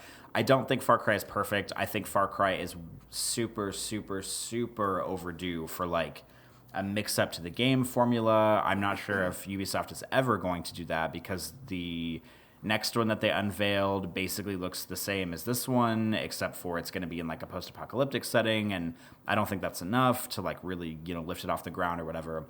But I mean, it's there. It was dependable. I played all of it. I don't really know what else to say. Like, it's not, like I said earlier, my top 4 are super locked in. Everything below it on my top 10 list is just like fine stuff that I played this year. But I don't know. Far Cry 5 is there. I played all of it. I thought it was fun enough. And I mean, I don't know what else to say. Please don't at me and don't send me hate mail. But that's how I feel. Well, cool. I'm not the biggest fan of Far Cry, but I do like the off-brand Far Cries. I played a little bit of Blood Dragon. I thought that was interesting. I meant to come back to it, never did. Played Far Cry Primal, which I thought was super fun, and I love that a lot. I thought Far Cry Primal was awesome. And apparently this next post-apocalyptic one is another off-brand one, so that, to me, is going to be the interesting one. I think the numbered ones are the boring ones to skip. But if you liked it, man, go for it. I mean, I can understand why you got into it. Vehicles, open world, shooting stuff. It all makes sense. Let's move on. Number 5. Number 5 for me. A little bit of heartburn over this one, but I think it has earned its place. Hollow Knight. Hollow Knight on the Switch. Number 5 for me. I am tired of Dark Souls. I am tired of Dark Souls likes. I am tired of Metroidvanias. I am tired of games that don't tell you the story and expect you to read item descriptions and look up for like bits of lore and piece it all together. I'm tired of all that shit. And Hollow Knight does all that stuff. And even so, I still found it to be a really fun and engaging, interesting, worthwhile game to play. So it was overcoming quite a few hills with me. Like it had a lot to get through before it got on my good side, but it did manage to get on my good side. I think the animation is awesome. Screenshots do not do Hollow Knight justice. It looks kind of dippy in screenshots. Like it's hard to see what makes it look so good when you can't see it moving. But when you see it moving, you're like, wow, this looks amazing. Controls were super tight. I thought that the gameplay was really well designed. You had a series of kind of power-ups that you had to mix and match to kind of get through different areas, which I thought was really well done. Just very exciting to play. Lots of cool exploration. The levels were very neat to get into. Lots of secrets to find. It just was... I mean, it was amazing to me that it did all the things that I currently can't stand, and I still thought it was really great. I mean, even more so, I had to play with a wiki open to finish the game because I just was lost and I didn't know what I was doing, needed a lot of help. I think that anybody who plays this game is going to need a wiki, and I hate doing that. I hate having to go to the internet to finish a game. but I did it here, and I didn't feel bad about it. I still really enjoyed my time. I just think it's a really well done mechanical game. Like, if you want to play something that feels really good to play, that is really good quality action, looks really good, keeps you involved. I think Hollow Knight is really, really good. And if you like that soul shit, if you like being a lorehound, if you like all that getting lost and trying to figure things out, well, then you're going to like it even more. So, definitely your jam if that suits you. But it really says something that I hated all those things, and I still thought this game was great. So Hollow Knight, to me, was probably one of the best straight up just pure action games I've played all year. Very, very good stuff. Corey? I know you recommended this to me after I talked about Salt and Sanctuary last week. I don't know if I'll ever play it, but... No, I don't think you should. It's better than Salt and Sanctuary. So I recommend it only if you want to do that again, but I do not recommend it to you, just in general. So I don't know. Maybe if it's on sale for $3 on Switch or something, I might pick it up. I don't think you're going to like it, but it's better than Salt and Sanctuary. I will take your word for it, especially because it's so high on your list. I like how, that for you and Far Cry 5 for me were both kind of yeah, we're kind of over this genre, but we played the whole game, so it must be good. That's our barrier for entry to get on our top 10 list. Well, how good is this game? There was actually a secret boss, which was incredibly difficult to beat, and a lot of people don't even know the boss is there. I figured, I found on a wiki it was there. I went to go play it. It took me 3 days of playing that boss, but I still did it, and I'm glad that I did it. But it was terrible. It was awful. It was hateful, but I still did it because I liked it and I wanted to do it. So that says something. I don't put out that kind of effort for just any fucking game. So it must have done something right. All right, well, let's move on. For my number 5 of the year, I don't know if this is going to be a surprise or not either, but my number 5 of the year, on kind of a technicality, because it's kind of DLC, but I consider it enough of a standalone to be its own thing. My number 5 is Prey Moon Crash. Oh, I knew you were going to say Moon Crash. Okay. Interesting. All right, go on, sir. Go on. So a lot of my reason for having this as my number 5 is simply because Prey, to remind everybody, I've said this 30 times on the show, Prey was my number 2 game of the year last year. I love Prey so much. And there's games that a lot of people love, and I come on the show and, like I said earlier, okay, I don't need to carry this game and champion it because so many other people love it. Prey is not that game. I feel like nobody played this game, and I feel like there's 10 of us on Twitter that are carrying this torch and being Prey, it's so good. You need to play it. It's so good. And I just feel really bad for Arcane because I feel like nobody played this game. But the good news is that they have time to be doing DLC for it, so that means something. Because if they didn't get funding from anybody buying it, they probably wouldn't have time to do DLC or the money or the resources or whatever. And they've done Prey Moon Crash, and they did some other stuff too recently. They did a VR thing, and they did a human on mimics PvP thing or something, which I haven't tried, but that's a different thing. So they're still carrying it, which is great. I like Prey Moon Crash simply because it is more Prey. I love this game so much, and being able to have more of it is a good thing. That being said, this is a completely separate adventure from the main story on its own territory. It doesn't take place anywhere that the main game does, and it is actually a roguelite. You have different characters you could unlock over the course of exploring this big 3-pronged base area. There's different ways you can have every crew member escape.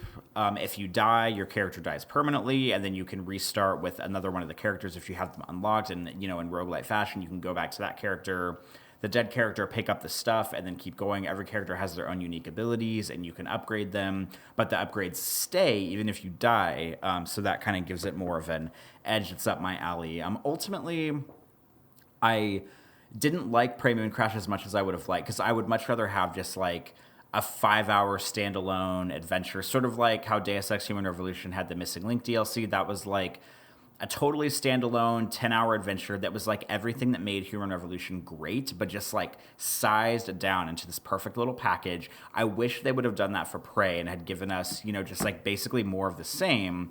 But it's also commendable that they would take the formula of Prey and do something completely different with it, because you're going to get if you do more of the same, you're going to get complaints from people that are saying, oh, well, they're just doing more of the same. And then if you do something different, you're going to get complaints from people that are saying, oh, well, they did something completely different. Why didn't they just do more of the same? So, like, Prey, Arcane, they're between a rock and a hard place, a moon rock and a hard place, perhaps. But I like this. It's more Prey. I didn't like it as much as I wanted to because it does fall back on the roguelite stuff. Ultimately, a lot of dying, a lot of restarting, a lot of kind of difficult, unfair challenges for me. But I played it a lot. Like, I played it for a lot of hours. And if this is... God, did you really? I did, I feel like you didn't talk about it that much. I mean, we talked because I wrote the review for Game Critics, and I talked about it on like one or two shows. But I mean, I ended up playing it. I played it way more than I needed to write the review. Like, that's for damn sure. But I also didn't. I didn't like fully finish it, so maybe I'm like also breaking another rule here. But I played. I mean, I finished individual characters' missions, but I didn't finish them all at once, and that's sort of like the main objective of the game. So maybe that's like a caveat in my own rules. But I did play it a lot, and I mean, if this is a genre of game that I am normally not in for at all, putting it in the, I don't know, dark trench coat of a game that I love, is something that can really get me into it. I mean, I like it because it's more Prey. I love Prey. I cannot talk about how much I love that game enough. And this, even though this isn't my bag entirely, just being able to play more Prey was great. And for people who like Prey or like roguelites, this is like the perfect, I guess, like mix of the two. I really like Prey Moon Crash. I wish that they would just do more story stuff, but I also respect them for kind of stepping out of their comfort zone and giving us different experiences. Unfortunately, it wasn't completely to my taste, but I do respect everything they're doing with this game. And the fact that they just keep supporting the game is commendable enough because it came out, a small group of people loved it, and then everybody forgot about it. And so the fact that Arcane and Bethesda are even still doing stuff with this game, like to this day, is incredible to me. So hats off to Arcane. Prey Moon Crash is my number 5. Excellent. All right, moving on. We're getting close to the end here. We're at number 4. Number four. We're in the top half. Number 4 for me is, as I was kind of alluding to earlier when we were talking about the rules, this is a game that was released in another year originally, but got a new updated version on a new platform, so I am going to count it. Number 4 for me this year, Darkest Dungeon. Been around for a while, but it was new on the Switch this year, and honestly, I believe the Switch version is the best version of the game, so I think it's probably worth highlighting for that reason. A lot of people are familiar with it, but just in case you're not, it is a kind of a... it's not exactly a roguelike. There are roguelike elements to it, but it is a 2D role-playing game where you put a party of different warriors together and you go into these dungeons. There is a story mode. You can complete the game. The key hook to the game is that each character has a variety of different powers, and you cannot have them all at the same time, so you've got to pick and choose. And then those powers will interact with other people on your team, so it becomes really about like kind of a in-depth team building sort of a game where you want to have the characters that work best with each other, and then you pick the powers that play off of each other and have good synergy. But the art style is phenomenal. The art style is just like, I'm so like in love with it. I love the art style of this game. It's just tremendous. The music is scary and creepy. The voices are great. The gameplay is just really deep and nuanced and engaging. And if you're the kind of person who likes to dig into the details on a squad-based game like this, it is really, really, really well done. I played this game basically from start to finish. I did everything in the game, beat the game, did the extra stuff, unlocked all the stuff. After I did everything, I just made $1 million just because I was bored and I wanted to keep playing it because I really didn't want to be done with it. So overall, I mean, pretty fantastic experience. And even though it's been out for a while, I think the Switch is where it's at because even though it's such a great game, like it feels a little bit too small to play like on a home console on a big TV. Like, I don't know if you get that, if I'm making myself clear, if you know that feeling, but like sometimes a game just feels like it's a small screen sort of a game, and that's where it is best. And some things just seem like they, when I'm in front of a console, I want to have like explosions and cool sound and, great special effects. And Darkest Dungeon is great for what it is, but it doesn't really suit like a big TV. So I think the Switch is a great screen for it.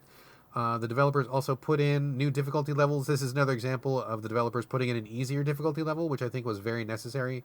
They had it scaled way too high for a long time.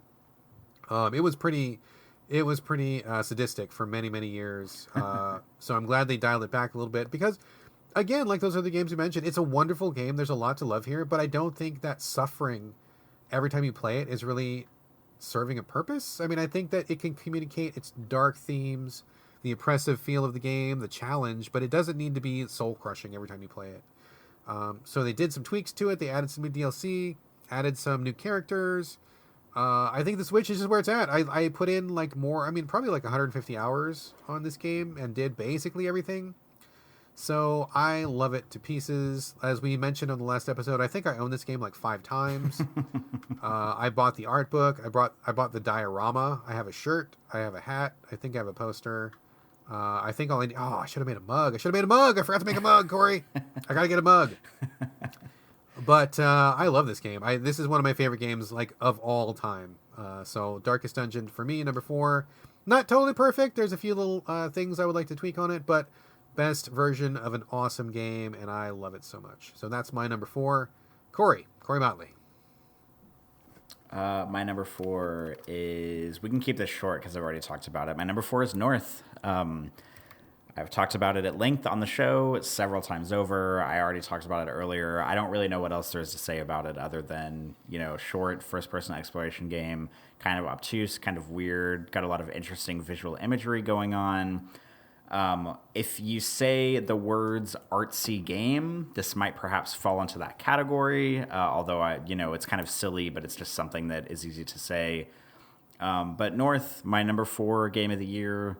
I like it. I hope that the guys who make this game continue to make more stuff. They have like a big catalog of games on itch, so fingers crossed they'll just keep making more stuff. And now that they have stuff ported onto consoles, because I think North is their only game that's on consoles, hopefully they'll keep making stuff for consoles as well, so that way they can kind of open up their audience to kind of the cool, like weird, like avant-garde stuff they're doing. But that's that. Number 4, North. Interesting. I did not expect it to be so high on your list. I think about it. Okay, so here's a mini discussion we can have. Sometimes when you play a game, even if it's not the most technically impressive thing you've ever played in your life, because North certainly is not, but it's good, there's just those games you play that you just like think about every day. Like North is like one of those games for me. Like I think about it a lot, and it's not because it's the best game I've ever played. It's just so like mysterious and strange, and I just like the art of it and the fact that it came out of nowhere. It's just one of those games that I think about quite often, and I mean, and that in and of itself, because there's so many games that I played this year that I just forgot immediately. Like I played it, even if I beat it a week or two later, oh yeah, I guess I played that game, and then it's just in one ear out the other. North is not that for me. It's a game that I think about a lot, and I feel like it's deserving of a place very high on my list. Not just because of that, but it takes something really special for a game to just like stick with me after a while, and I just really appreciate that about it. That's so interesting. It's so interesting because your take on it and my take on it were so wildly different. And like, it's so curious to me to see like when something connects with somebody or like when something reaches somebody in a certain way. So I would never have guessed it. But wow, I'm glad that you played it. I'm glad you connected with it. I'm glad you're bringing it back up. And I would be really curious to hear from readers. I mean, just to take a minute here, like if you guys have heard us talking about it, heard Corey talking about it and played it yourself, I'm curious, like, do you guys like it? I mean, I want to hear more feedback on it because I think this is probably the most interesting title of this year for me because your take and my take are so wildly different. And I want to kind of dig into that a little bit. Not right now, but just to figure out like what it is that connects with you and why it didn't connect with me. We'll have to, I don't know, maybe we'll talk about it again. I think, if I'm not mistaken, I think Badger Commander played it based solely off my recommendation, off hearing it on the show. And if I'm not mistaken, I think he liked it. So the fact that I got at least one person to try it, I mean 2 if I count you, like that's good for me. So fingers crossed he did like it. I remember him saying he did. I think he said he did. But yeah, also I'm interested to know if anybody else did play this, please let us know. And even if you didn't like it, because maybe that means our show is actually good for something because we're getting people to play games that they've never heard of. Yeah. Well, it's we will get into that a little bit when we get to the listener comments, so that'll come up a couple times. We'll get to that, which is something that I find personally very gratifying. But yeah, I do believe Badger Commander probably would like it. This seems like his kind of game. AJ Small, who's one of the writers of Game Critics, he and I do not agree on much. So it would make perfect sense to me that he would love this game and line up with you on this one. That would not surprise me a bit. All right, top 3. Boy, we're getting into the good quality stuff now, boy. This is the end game. This is the end all be all of 2018. Hell yeah. My number 3, guaranteed to piss off people across the internet. Oh no. People are going to quit the show. People are going to send me hate mail. People are going to cuss me out on the sidewalk when they see me. People are going to hate on me. And those are just my fellow writers of Game Critics. Not to mention all the people who are out in the internet at large. But I feel this one with all my heart and soul. I loved this one. I loved every minute of it. I thought it was really, really good. Really well designed. Very underrated. People wanted to hate this game from the moment they knew it was announced. Nobody gave it a chance. And even after people tried it, they had their knives out and were ready to tear it down from the get-go. Do you know what game I'm talking about? Metal Gear Survive. Boom! Spot on. Spot on. Metal Gear Survive is my number 3, and I'm sure people across the world are letting out a collective gasp right now. But I am dead serious when I say this was a phenomenal survival experience. I don't generally play the survival genre because I think it's really tedious and oppressive and boring and just really penalizes the player a lot and just not very fun to me. But this one took those elements that I generally don't like, repackaged them into a way which I thought was really great. Like, it made it sensible. There was a cool premise. The systems all worked together really well. There was enough of an action component to make it feel not quite like you were just collecting shit all the time, but you were actually fighting to survive. Going up against those enemies in different scenarios was really fun. I loved getting to build my own base, like taking what is basically a patch of fucking desert with a couple of rocks and a lizard on it, and then setting up a fence and turning it into like this functioning like oasis for survivors, and like going out to bring people back and rescuing them and then assigning them jobs and building up the base to be something that was really functional and kind of a bastion against this like wasteland that was out there. It was really cool. I just think it was a really, really well done game. Like, everything about it, and when you look at it from the context of being a survival game, was fantastic. I know that a lot of people were like, rah, rah, rah, Konami, because of whatever shenanigans they were up to as a corporation. I'm not debating that. A lot of people were like, rah, Kojima's not involved, so fuck it. And I am not the biggest Kojima fan. I kind of am a fan, but I'm not like one of those people that worships the ground he walks on. I think he's got some issues. So I was okay to play a game that was made by people who worked on Metal Gear but were not Hideo Kojima. And people forget Metal Gear has done many, many, many offshoots over the history of the series. They have done PSP portable games. They've done the card game Metal Gear Acid. They did that one that had Raiden as the action fighter. What was that one? That was the sword fighting one. Revengeance. Revengeance. Metal Gear Rising.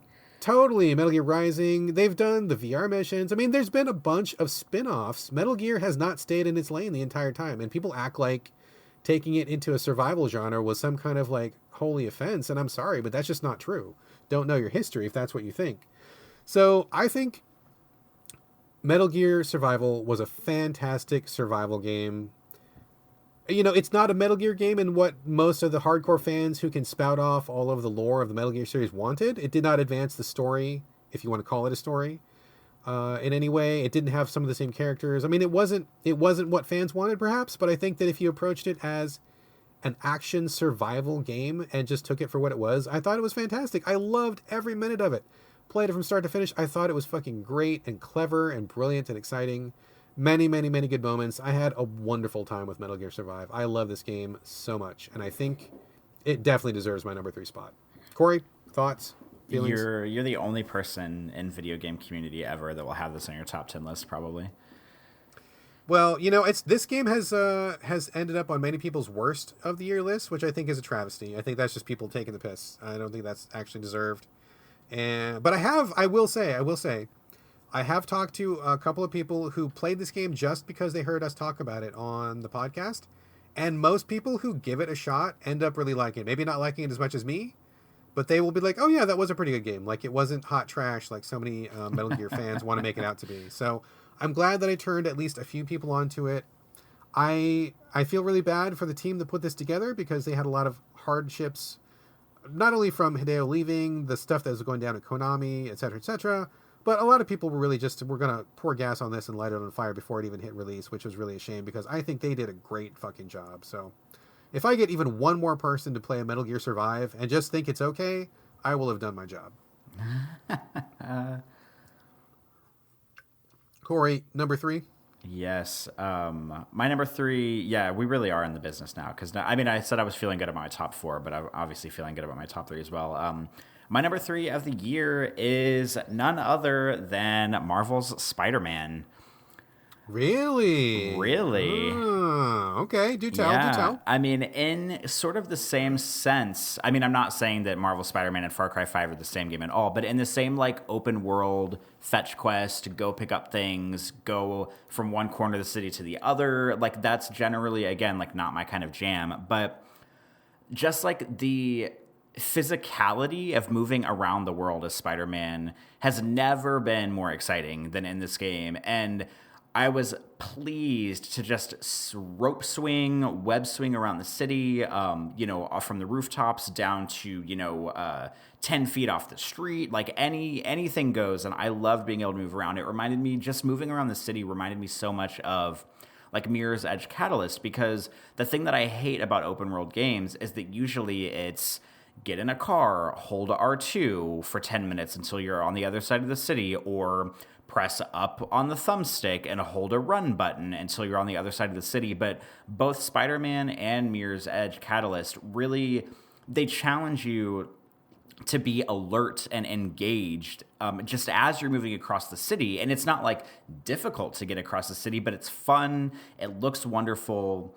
And it's just so much better than jumping in a car and holding R2 for 10 minutes. Like anytime I had to move across the city in this game, I was just thrilled that it just felt so good. And there's multiple ways to do it too. I mean, you can run around if you want to, but there's like, web swing. There's a move where he like attaches both webs to the corner of a building and he like pulls himself toward it really quick. And then if you want to, you can like do this like pole vault thing off of that when you connect, and he like launches even farther. So there's just like different maneuvers you can use to get around. And I mean, this game's not number 3 just because getting around the city is fun, but that's such a big part of it. But I mean, beyond that, it is definitely the best Spider-Man game ever made. And it's just so much fun to play. I mean, the combat does get kind of repetitive. A lot of the missions are pretty similar where, you swing to one building, you kind of fight people, you fight a mob of people, and then you move on to the next, or maybe there's a boss battle at the end.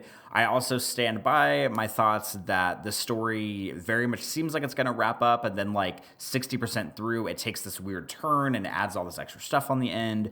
But even with all that stuff going on, I just think this game is a blast to play. I think it's pretty well written. I think the characters are good. I've been dying to play the DLC because all 3 DLC episodes are out now, but I'm waiting for, I just know that the season pass is going to go on sale at some point.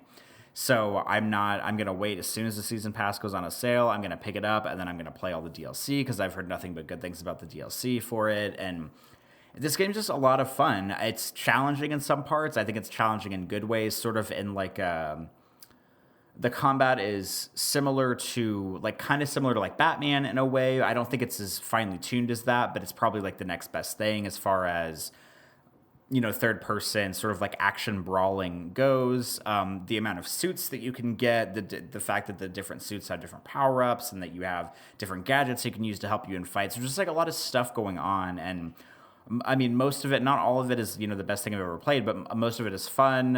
If it's not fun, it's at least good enough. And it's just like a lot of fun. Like you can tell that a lot of hard work and heart and soul went into making this game. And for someone like me who I'm not super huge into, superhero games or superhero movies or Spider-Man, even though I've photographed Spider-Man in real life a lot, which is a weird thing to say, but I'm not like that super into like the lore. I'm not into comics, but I'm not into open world games, but even with all that stuff sort of like against it, I still love this game. I think it's really fun.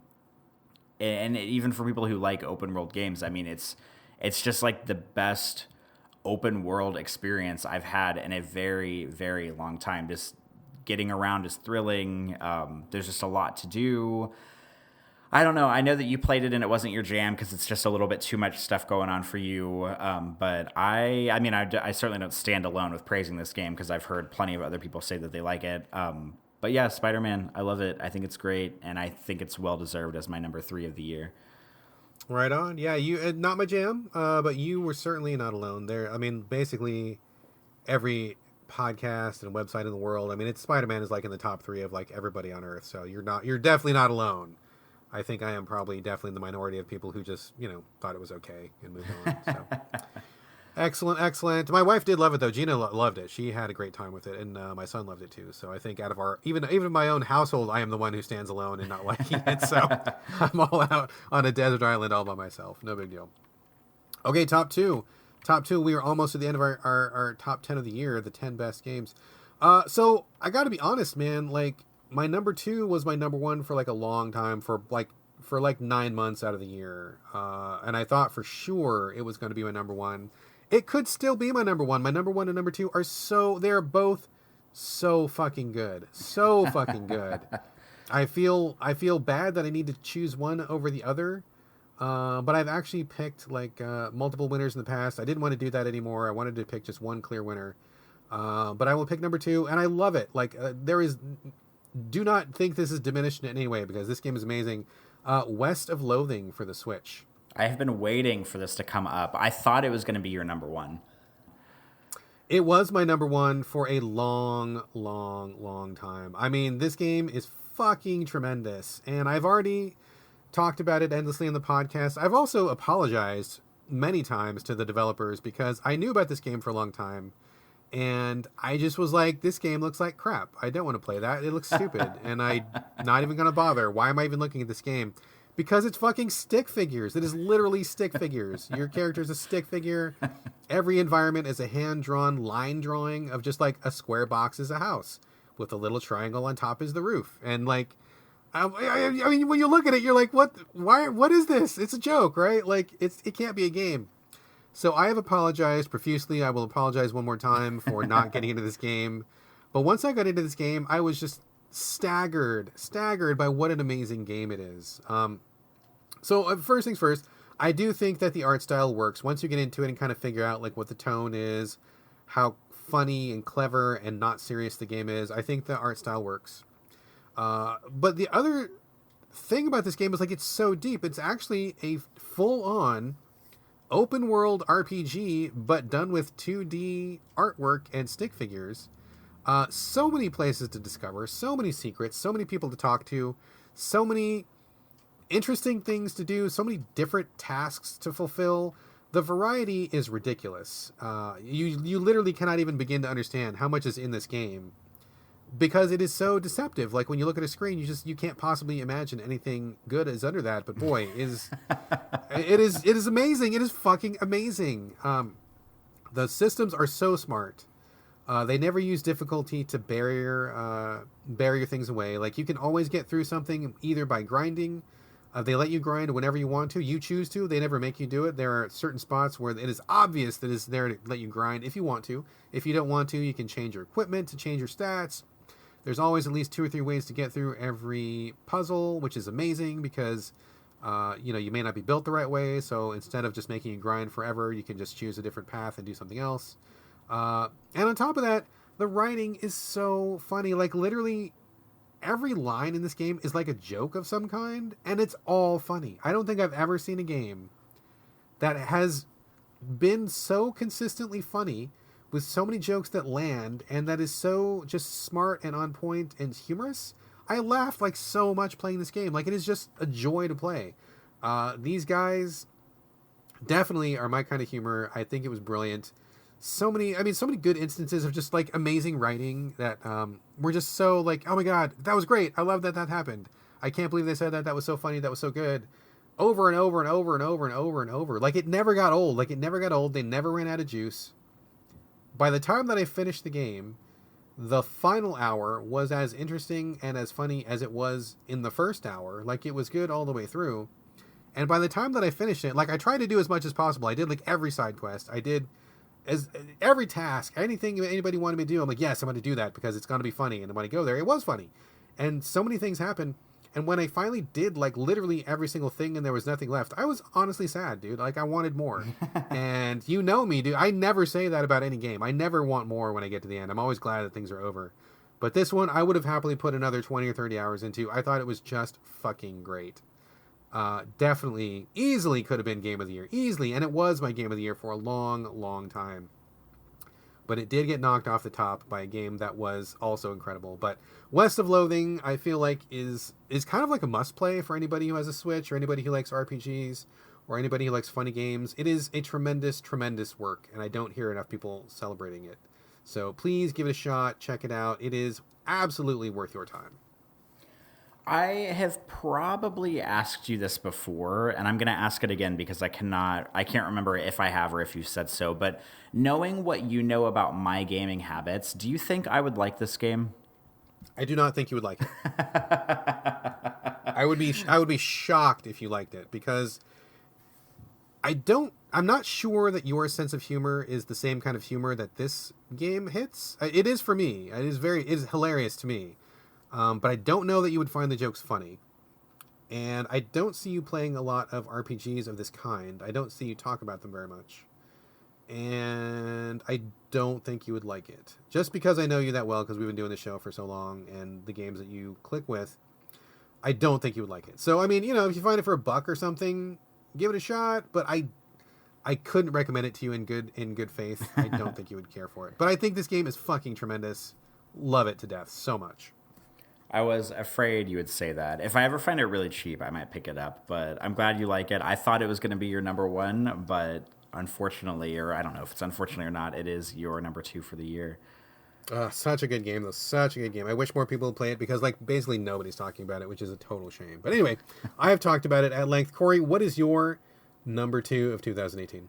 My number 2 of 2018, we can finally discuss this a little bit, is Hitman 2. Okay, I was wondering if it was number 1 or number 2 for you. Okay, number 2. Okay, great. You talk first, and I will add at the end. Tell us about Hitman 2. I mean, I don't really think I need to spend a whole lot of time on this because we did a fucking 4-hour podcast about Hitman and Hitman 2 when Hitman 2 came out. But, I mean, Hitman 2 it's like... just the fact that they've brought it back, with Hitman 2016 starting off, that they sort of, IO Interactive brought the series back to sort of its roots, if you will, just giving us a bunch of giant, complex, open-ended levels for you to do whatever you want to do, and then whether you want to, take a machine gun in and try to murder everyone, although it's probably not the easiest thing to do because 47 is kind of fragile, or, get in and get out without anybody being, none the wiser about it. I just love that they are keeping the momentum of what they were doing with Hitman 2016 and really, just giving us a bigger batch of levels, giving us more stuff to do, more gear unlocks and everything. And, I mean, I know we talked about it on the show too, but just, the opening mission of Hitman 2 is, nothing short of a perfect level. And True. Oh man, and I grappled for a while about whether to put Spider-Man in number 2 or Hitman 2 in number 2. I was kind of flip-flopping them for a while, and I think what made Hitman 2 take number 2 over Spider-Man is the fact that, and I've said it before on the show, is that Hitman 2 is still such a unique experience. There's very little else out there in the gaming sphere that's anything close to what Hitman 2 is like. Whereas Spider-Man, I mean, open-ended, open world, go across the city, do side missions, do main missions, do side quests. I mean, those are a dime a dozen. And I'm not saying that to diminish Spider-Man's quality, but the sheer uniqueness of Hitman 2's gameplay, I think is really what put it over the edge to take over the number 2 spot for me. And of course, I am a diehard Hitman fan, so that certainly helps too. But even pulling my fandom aside, just the fact that they're really sticking with it and, really continuing on from what they're doing in Hitman 2016, which was fantastic, it really just kind of sealed it for me. I feel a little guilty though, because I'm pretty sure in 2016, Hitman was my number 2 game of the year.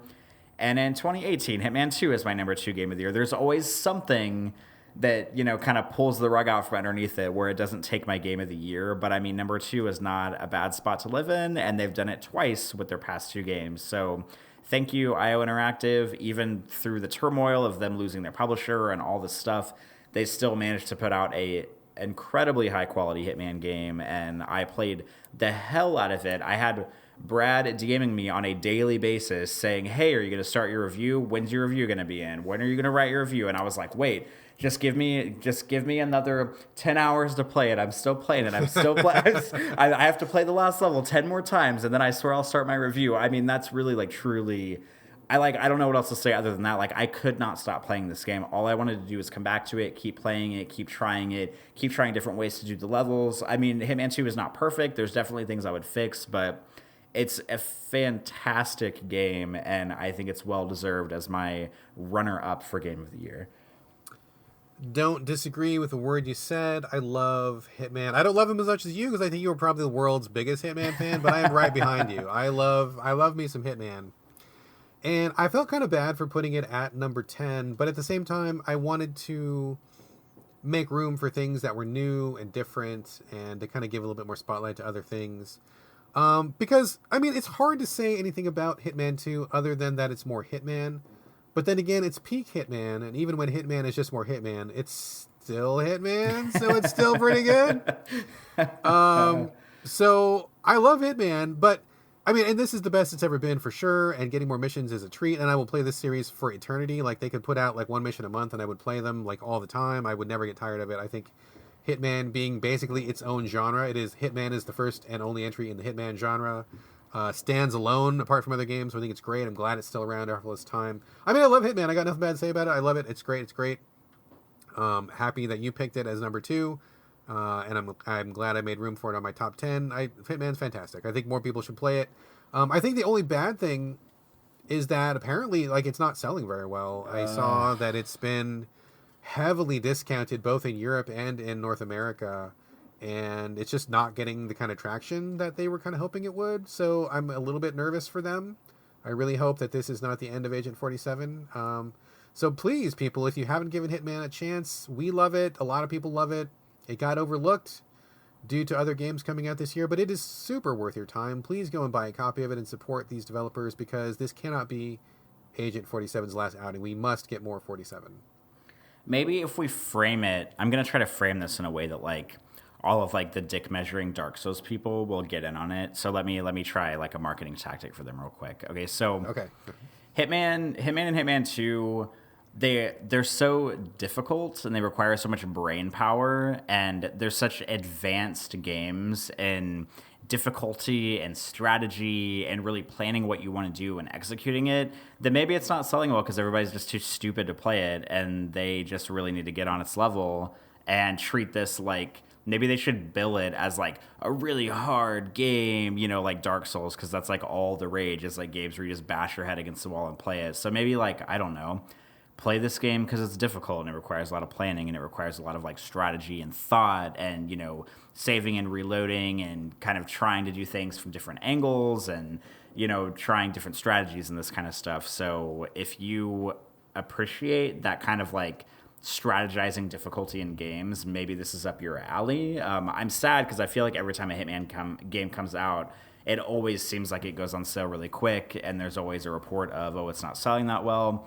Maybe that's because the games have remained pretty similar over the course of their career, with like Absolution notwithstanding. But I don't know. I just wish I knew a way to like get people back into this franchise, because it's the best it's ever been, and I think people are just like, oh yeah, another Hitman. Like, I don't want to play it. I've never been into those, but it's so good, and it pisses me off the more people aren't playing it. I kind of wonder if people just don't even know what it is, because I listen to a lot of podcasts from various people, and a theme that I have heard over and over this year from different people, many different people, is that this is the first Hitman they've ever tried. So I wonder if a lot of people have never tried the series and they just don't know. Maybe they're afraid of, like, they don't want to get in on like the 9th entry in a series and it's too late. They're not going to go back and play from number 1 forward. You know, maybe they don't realize that you don't really need to play the previous Hitman games to get in on this. Maybe they don't understand. You know, I assume probably from, if you don't know and you're just taking a glance at it, it probably looks like a generic third-person run-and-gun maybe, but which you couldn't be further from the truth. But, you know, I something that I heard was people were surprised, like pleasantly surprised. Everybody that tried it liked it. And they were like, oh, I didn't realize like what a puzzle game it was, or oh, I didn't realize how much thought you had to put into it, or oh, I didn't realize how different playing it was than how it looks in screenshots. So if going by these podcasts that I listen to is any measure, it seems like a lot of people have just never tried it, and because they have never tried it, they just didn't give it a try again, and so they don't realize what they're missing out on. I think Hitman is a phenomenal experience. It is a singular experience, and I think every gamer should try it at least once just to say that you tried it, because there's literally nothing else out there that's like it. So hopefully people listening to this will give it a try. I mean, just give it a shot. It's cheap now, which, I mean, is probably not good news for the developer, but it's cheap now. You can buy the whole thing in one go. It's not episodic anymore, which some people had a problem with last time. I mean, there's just, with all the games out there, and, you know, not to take anything away from other games that are winning awards this year and stuff, but there's a lot of real familiar stuff out there. There's a lot of stuff that is bigger, better, shinier, and that's fine. But, you know, hopefully you'll find room in your heart to give a little bit of love to something that is a little bit off the beaten path. So if you've never tried Hitman, please try Hitman. Just give it a shot. Hitman 2, 100% worth your time. Absolutely. I could not say it better myself. All right, there's only one slot left to go. The big enchilada, the big cheese, the numero uno, number 1 of 2018. Corey, do you know what I'm going to say? I feel like I should know what you're going to say. And as soon as you say it, I'm going to be like, oh, of course, that's what it is.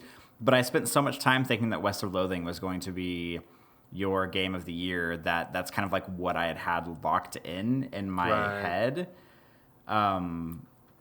But, oh, are you going to say Florence?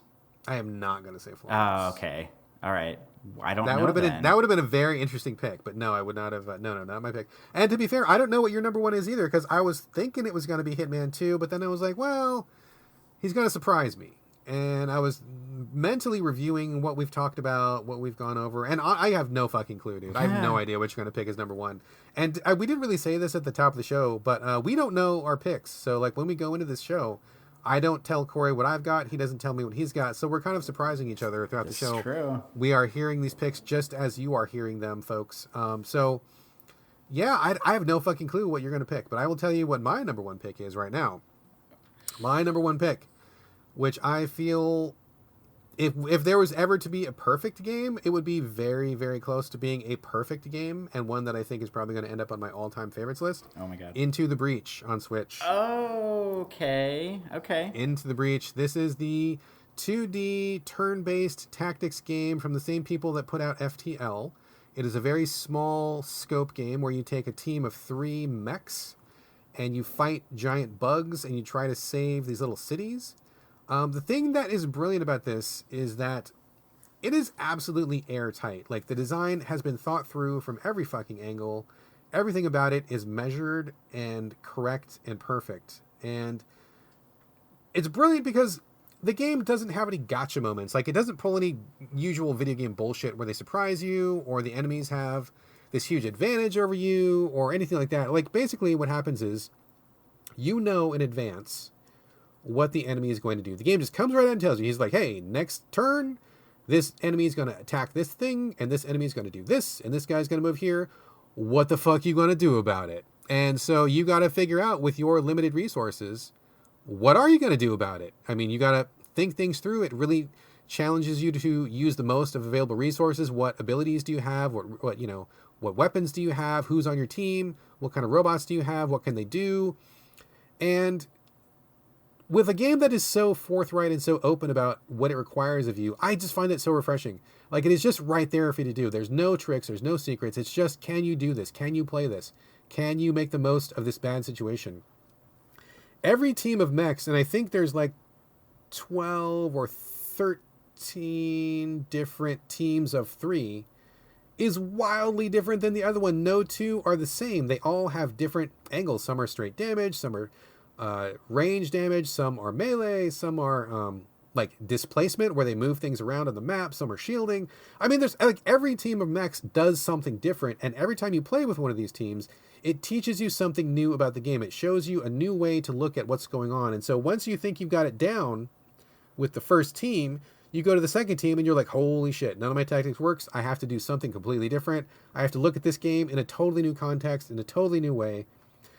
Playing through with all the teams was incredibly rewarding and incredibly deep, like much deeper than you would assume from such a small map. I think each map is only like an 8x8 square, which is really tiny when you think about it compared to other tactics games. And like the graphics are like kind of 16-bit graphics, and so you think, oh, this is probably just like a real simple tactics, blah blah blah. Played a million of these. No, you actually haven't. You haven't played a million of these because it basically stands on its own. I got so much out of this game. I just was so impressed by the variation between the mechs and how well thought through the mechanics were, the secrets that were hidden in it. I mean, just the basic nuts and bolts of it. Literally, I mean, it's basically a perfect game, dude. Like, I don't know what I would do to improve it. I don't know what I would do to change it, and that's not something that I say often. I mean, you talk to me about any game, and I can be like, yeah, that was good, but I am the king of having a but, and then talk about something that I would like to see different. I can't think of anything that I would like to be different about this game, except for maybe just have more of it, which I think is like the highest possible praise. Not only do I not have criticism, I wanted more, which is another thing that I never say about a game. I never want more. I always have too much, and I wanted more. I mean, this is just, it's like a masterpiece in every way. Like, it's clever, it's smart, it's challenging, it's fresh. It had, enough accessibility that you could get into it. It had a lot of options. I mean, it just the basic idea of it is just brilliant. Everything about Into the Breach, 100% brilliant. No complaints about it. I loved it to death. It literally was the only thing that could have even remotely knocked West of Loathing off of its top spot. And it was a hard-fought battle, but Into the Breach, for me, is my best game of 2018, and I think will very easily slide into my best games of all time list as well. So, dang, of course, I feel like a fool because I remember you talking about this, and then I forgot about you talking about it, and now that you're talking about it again, I remember you talking about it and saying nice things about it on a previous show. But I remember you saying so many other nice things about West of Loathing that was just the one that was stuck in my head. But yeah, this makes they're both perfect fantastic. sense. They are both fantastic games. Absolutely darlings. And on the Switch, this has been a very strong year for Switch. I've been talking to a lot of people who were like, this wasn't a good year for the Switch. This was like a disappointing year for the Switch. And I'm like, are you crazy? Are you literally insane? How can you possibly say this was a bad year for the Switch? Well, there wasn't a lot of exclusive first-party stuff. So what? Like, there was so much to play on the Switch. I mean, not only is my Switch backlog immense right now, but the stuff that's on the Switch is so fucking good. And so much of it is a perfect fit for the small screen and the portability.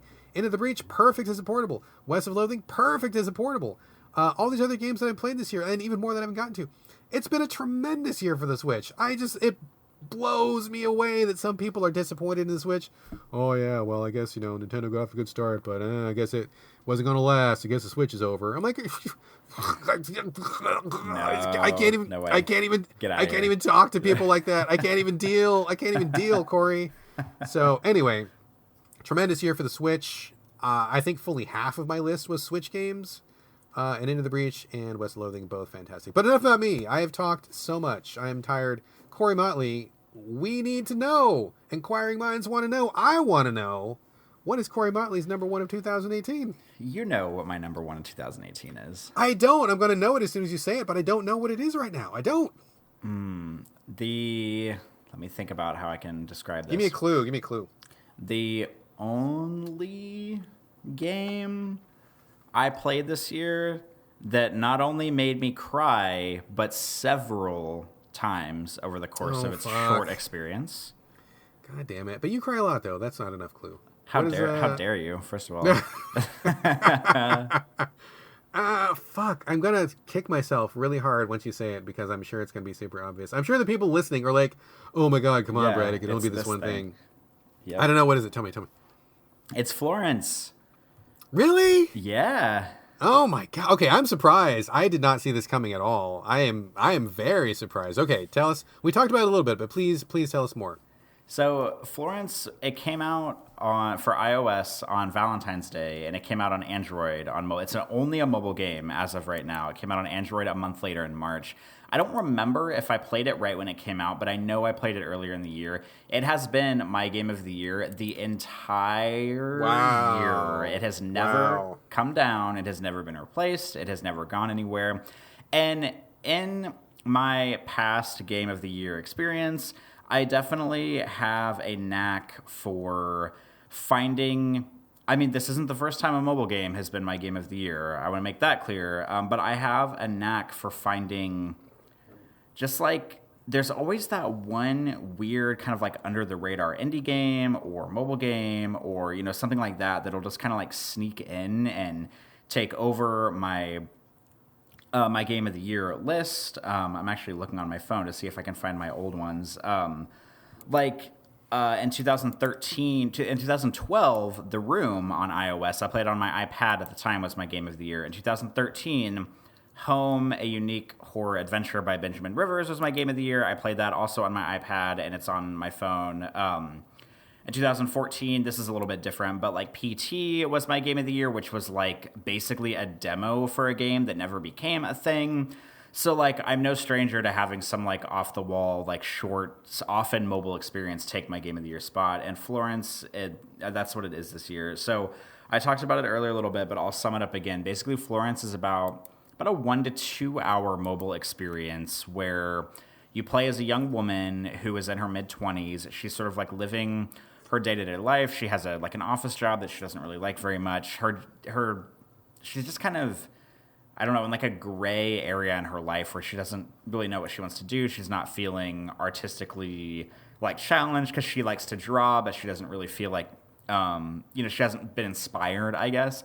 And she meets a man and they fall in love. And the course of the game is kind of like the story of her meeting him and them falling in love. And, just kind of like her experiencing like really like romantic, meaningful love for the first time and maybe both their lives, but in her life and sort of how it takes her on this journey through her life. And, there's stuff, both good and bad, that happens in their relationship. And a lot of the game is kind of like, I mean, for lack of a better word, kind of like mini games. And when I say that, it's not like fucking Mario Party, but it's like every scene is like its own little contained scene. And in some of them, you'll be like talking to her mom on the phone, and her mom will be like nagging her about, does she get a new job? Is she seeing anybody? Is she still single? Why isn't she married? Why doesn't she have kids? And those are the only sequences in the game that have actual written dialogue. And then the rest of it, it'll be like, I mean, there's like a section where you like brush your teeth, and there's a section where her and her boyfriend like move in together, and you have to like rearrange stuff on the shelf in order to like fit both of your things on the shelf. It just sounds really trivial, but it's incredibly meaningful, and just like the way that their relationship has its ups and downs over the course. They have fights, and then they don't break up, but they like get back together and they love each other. And I'm not going to spoil what happens for the whole thing, because it's it's such a short like experience. I don't want to spoil any of that, but there was like a section probably like 3/4 of the way through where I just like sat on the couch and cried for like 20 minutes because of something that came up in the game. And it's just, oh man, it's just like a really beautiful, really universally sort of like approachable game. And like I said earlier too, it's the kind of thing that you could hand to your mom or dad, that they can play on their phone, or if you have like a brother or sister who doesn't play games very often, then they can still get into it. I mean, assuming that they're not some like dude bro that thinks this is some this is some casual feminist adventure. Like if it's that kind of guy, like they can fuck off. But this is like the kind of game that you can hand to anybody. And I don't say this about a lot of games too, but this is one of the rare games where I think you have to have a certain amount of life experience in order to really get the most out of this game. Because if you hand it to a 13-year-old, they're not going to have enough like emotional like baggage in order to really like process what the game is trying to say. And I have said that about very few games in my lifetime, and I think that's something that is really difficult to nail because you want your games to be accessible to a wide audience. But I think what they make up for in marketing this game is like one gender or one age group or whatever, they make up for in the fact that so many different people can play it. It just requires a certain amount of life experience to really get on board with it. And I played it. I sat on my couch and played it on my phone back whenever it came out, probably in early spring. It has not nudged on my top spot of the year. I kept waiting for something to come out that I would like more than Florence. And I mean, sure, games have come out that have been 30 hours long, that have been, the most graphically impressive games I've ever played, that have been maybe weird indie adventures, VR, this and that. But this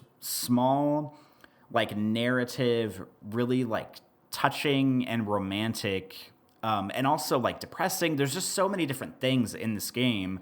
The fact that they got it into such a beautiful, like short, cohesive experience that really speaks to a lot of different people in a lot of different ways. Like we were talking about earlier, like we had people write into the show and kind of give us their interpretation of the story. And it's not some weird, vague, like you don't know what happens. Like there's definitely a beginning, a middle, and an end to the story. But the motivations around what people do in the game, like you could take different reads from that depending on who you ask. And I just feel like that, the developers have really like done the impossible here. Like they've made a perfect mobile game that has appeal to such a wide variety of people that just seems so like perfectly crafted, and yet it has a solid story, but it can mean so many different things to so many different people.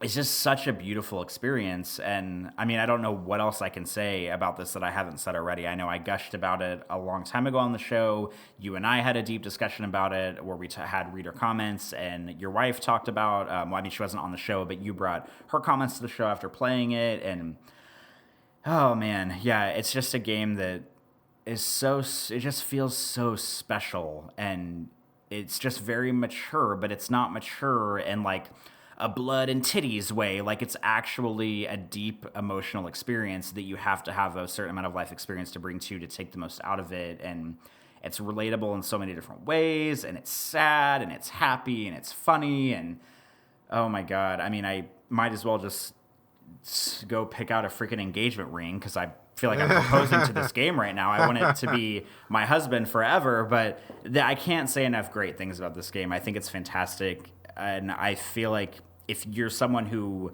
is into, this sort of experience, something that's more narratively driven, something that's more kind of tight and emotional and really goes places, you owe it to yourself to look into this game. And I mean, it's on iOS, it's on Android, it's only on phones. If you don't have a smartphone, I don't know what to say to you, but it's pretty accessible in that regard. I think it's only like $5 or something. It's not expensive. It's short. You can play it in one sitting. I can't say enough good things about this game. I just love it to pieces, and I really commend what they've done, and I hope that the developers go on to make more experiences like this in the future. Agreed. I liked it as well. Not as much as you, clearly, because it wasn't my number one, but I do think it's a wonderful title. Well worth looking at. I think most people who play games, or who are even, if you listen to this podcast, you are exactly the kind of person that should check this game out and see for yourself what we have gone on and on about. I will not go on any further because, Corey, you've done a great job of explaining why it is your number one, and I agree with everything you said. The only thing I will add to that is simply to go back and quote you. This is the kind of game that invites you to bring your own baggage, and I think that is wonderful.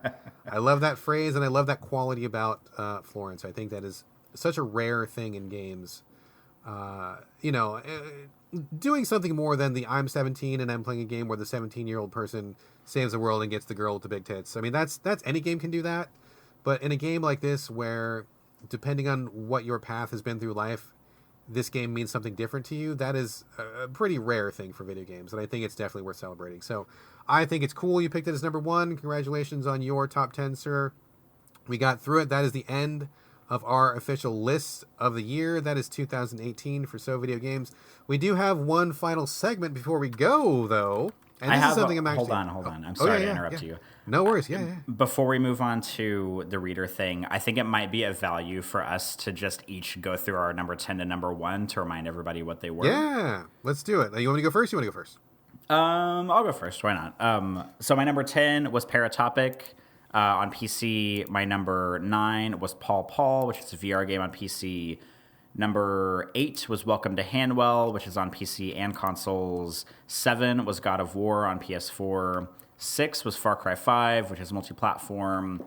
5, Prey Moon Crash, which is PC and multi-platform. Number 4 is North, which is on PC and Switch as well, Xbox One, PS4, Switch.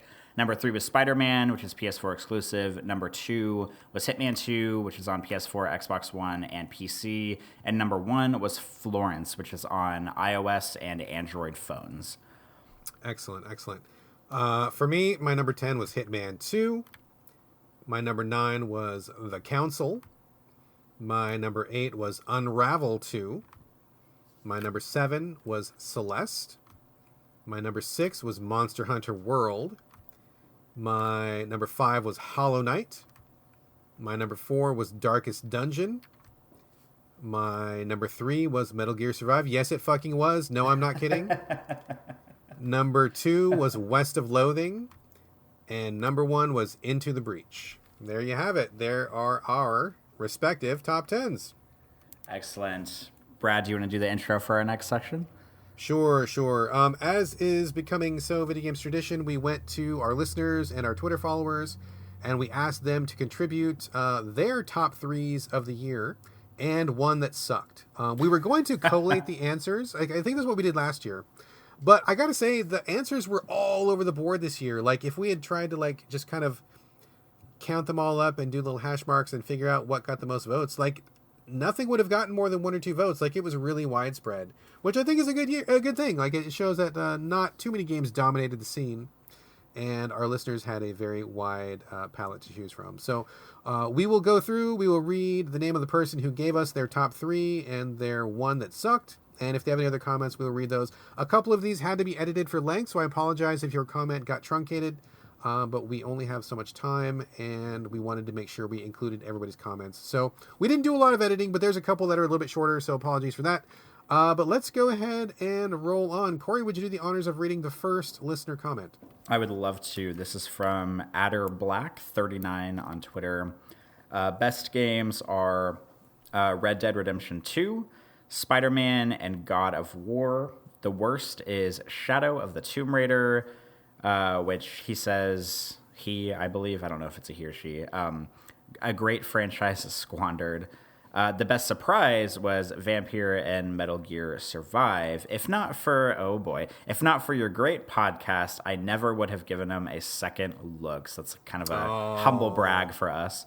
See, that's the kind of thing that makes doing this podcast all worthwhile. I mean, it's always a pleasure to talk with you. I'm sure that I would do it regardless of whether we got comments or not, because it's just a joy. But when we get feedback like that, where people like actually hear the stuff that we say, people all around the world, and listen, and not only that they heard it, but they're like, these guys have said this thing that's going to motivate me to actually take action in my life, and I'm going to go download this game, or I'm going to go get a used copy of this game, or whatever.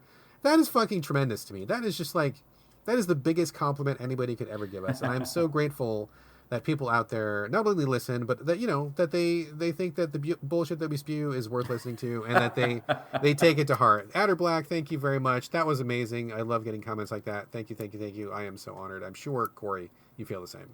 Absolutely. All right. Next one comes from good old Drew Brew 82. Best Fallout 76. Also, Monster Hunter World, and he says, loved killing a behemoth from Final Fantasy dressed as Aloy from Horizon Zero Dawn with my Mega Man Palico. Yes, one thing I did mention, Monster Hunter has a lot of franchise crossover, which is pretty neat if you like to play dress up. The other best he mentioned, Assassin's Creed Odyssey, which breathed fresh life into a stale franchise. Mechanics, story, and the characters all got a much-needed upgrade, and he does not have a worst of the year. Good. I'm kind of shocked that Fallout 76 is up there, because that game has had nothing but controversy surrounding it since before it even came out. But I'm glad that somebody is enjoying it. I follow a few people on Twitter who are like undeniably in love with it, and controversy aside, I am thrilled that people are enjoying that game. So I'm happy for you, Drew, that you're liking Fallout 76. I still haven't tried it. Maybe one day I will. Next up is Daxter23 Jack. This is one of my friends from Twitter. His best are Valkyria Chronicles 4, Dragon Ball Fighters Z, and Celeste. So he's got a little crossover with you with Celeste. And his worst is, I said he could never get into Monster Hunter World despite it being heralded as the most accessible entry in the franchise to date, which is interesting because you said that earlier, but even despite that, he could not get into it. And to be frank, when I played the demo, I couldn't get into it either, so maybe Paul and I are in the same spot here. Yeah, you guys aren't wrong. I mean, it is clearly by a mile the most accessible, but that's not to say that it's accessible. I mean, they could still go further. I mean, I didn't really go into that in the section, but yeah, there's still more work to do. But yeah, I can understand him bouncing off it. No problem. Next comes from Finder, good old Finder. Best Spider-Man. It had perfect characters. It was so much fun.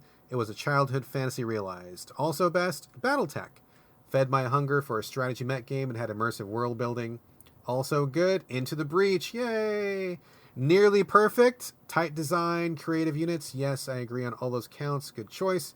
And the worst, Marvel Battle Lines, which interestingly, I've never brought this up on the show, but I did try this year. It's a mobile game, one of the many Marvel mobile games where it's kind of like a card-based thing, but you also play like Connect 4 at the same time. It's kind of weird. Says, I was so into it until I hit a wall in which 95% of the game cards became pointless because there was no action card limit, and that was the meta. And when you get rid of the meta in a card game, you got no game left. So, understood. And I totally understand why you bounced off that one. I bounced off it too. So, Corey, next one. Next up is Trashylvania, whose best were Celeste, Wonder Song, and God of War, which are all games we talked about on the show this year, so that's exciting. Worst is a game called Hollow, a generic first-person shooter horror game that was borderline unplayable on Switch in handheld mode. And I think I bought Hollow, and I think I've played it a little bit, but I would have to go back and look. I bought two first-person like horror games on Switch very close to each other, and I can't remember which is which, but I need to... Or maybe I don't need to go back and play it because it says it's the worst. But I do think I own this, but I think I've only played it for like 15 minutes or something. I remember when he was talking about that on Twitter, and it sounded like a pretty horrific experience. So sorry you had to go through that, Trash. You're a good guy. Next comes from Zolbrod. He had the earlier categories, and he also contributed his list here. Best Astrobot. Biggest revolution in 3D platformer since Mario 64. And actually, I will say... many people on the Game Critics staff absolutely love Astrobot. I'm hearing many people who've tried it saying it is like the year's best game if you play VR. Corey, this is definitely one that you should check out. You have... What? It's PS4 exclusive, and I don't have PSVR. So... I was just going to ask if you had PSVR. I forgot which one you had. So, oh, man. But that is one. Many people are saying Astrobot is the shit this year, and it's on my list for some unspecified time in the future when I finally decide that I'm going to get PSVR. That time is not now, but lots of love for Astrobot. Moving on, second mention for Dragon Ball Fighter Z. Most accessible and batshit insane fighter in years. Superb meta. Zolbrod comes on the other side of the Monster Hunter fence. He likes it. Biggest quality of life improvements ever? Maybe. Still the best boss fights in the industry. That is definitely a high point for the series for sure. Zolbrod's worst. Far Cry 5. Terrible mission design. I am well and truly done with Ubisoft open world games. Okay, this, not to defend Far Cry 5, because I don't think it really needs defending, but I'm kind of fascinated by this comment because I personally feel like the mission design in Far Cry 5 is not that different from like Far Cry 4 or Far Cry 3 or basically like any of the last like handful that have come out. And maybe they are, and I just don't realize it because I kind of played those games once and forgot them. So I'm kind of interested that he would say that the mission design is terrible because it seemed pretty like, I don't know, like standard across the series for me, but maybe there's stuff that I wasn't picking up on. So that's kind of interesting for me. All right. Read the next one there, Corey. This is from Michael London, good old Michael London. His best are Gree or Gris or Gray or however you want to say it. Second is, I don't even know how to pronounce this, Daracine, which is the VR Soul game from the Souls developers. Is that right? Correct. Which I'm pissed because it's PS4 exclusive because this is another VR game I would love to try, but as far as I know, it's only on PS4. And his last one is Into the Breach, so there's a little crossover with you. Worst is Dead Cells was my worst game of 2018. I came to a point where I didn't make any progress, and a game that won't let me finish is only frustrating. I can get behind that, although I didn't play Dead Cells, but you did, right? Yeah, it's interesting. I'm glad to see him pick that because I thought for sure Dead Cells was going to be my jam this year, and I actually ended up really not liking it either for a number of reasons. I mean, graphics and controls are really cool, but it just was really, really hard, like crushingly difficult, and I don't think that all of the roguelike mechanics really made sense. It was like the further you got, kind of the worse it got in some ways, and it was a lot of work, a lot of effort for not a lot of return. I bailed on it pretty quick, but I do see a lot of people love this one, but I'm with you, Michael. I did not care for that one at all. I thought it was going to be great, and I bounced off it after maybe 5 or 6 hours, so...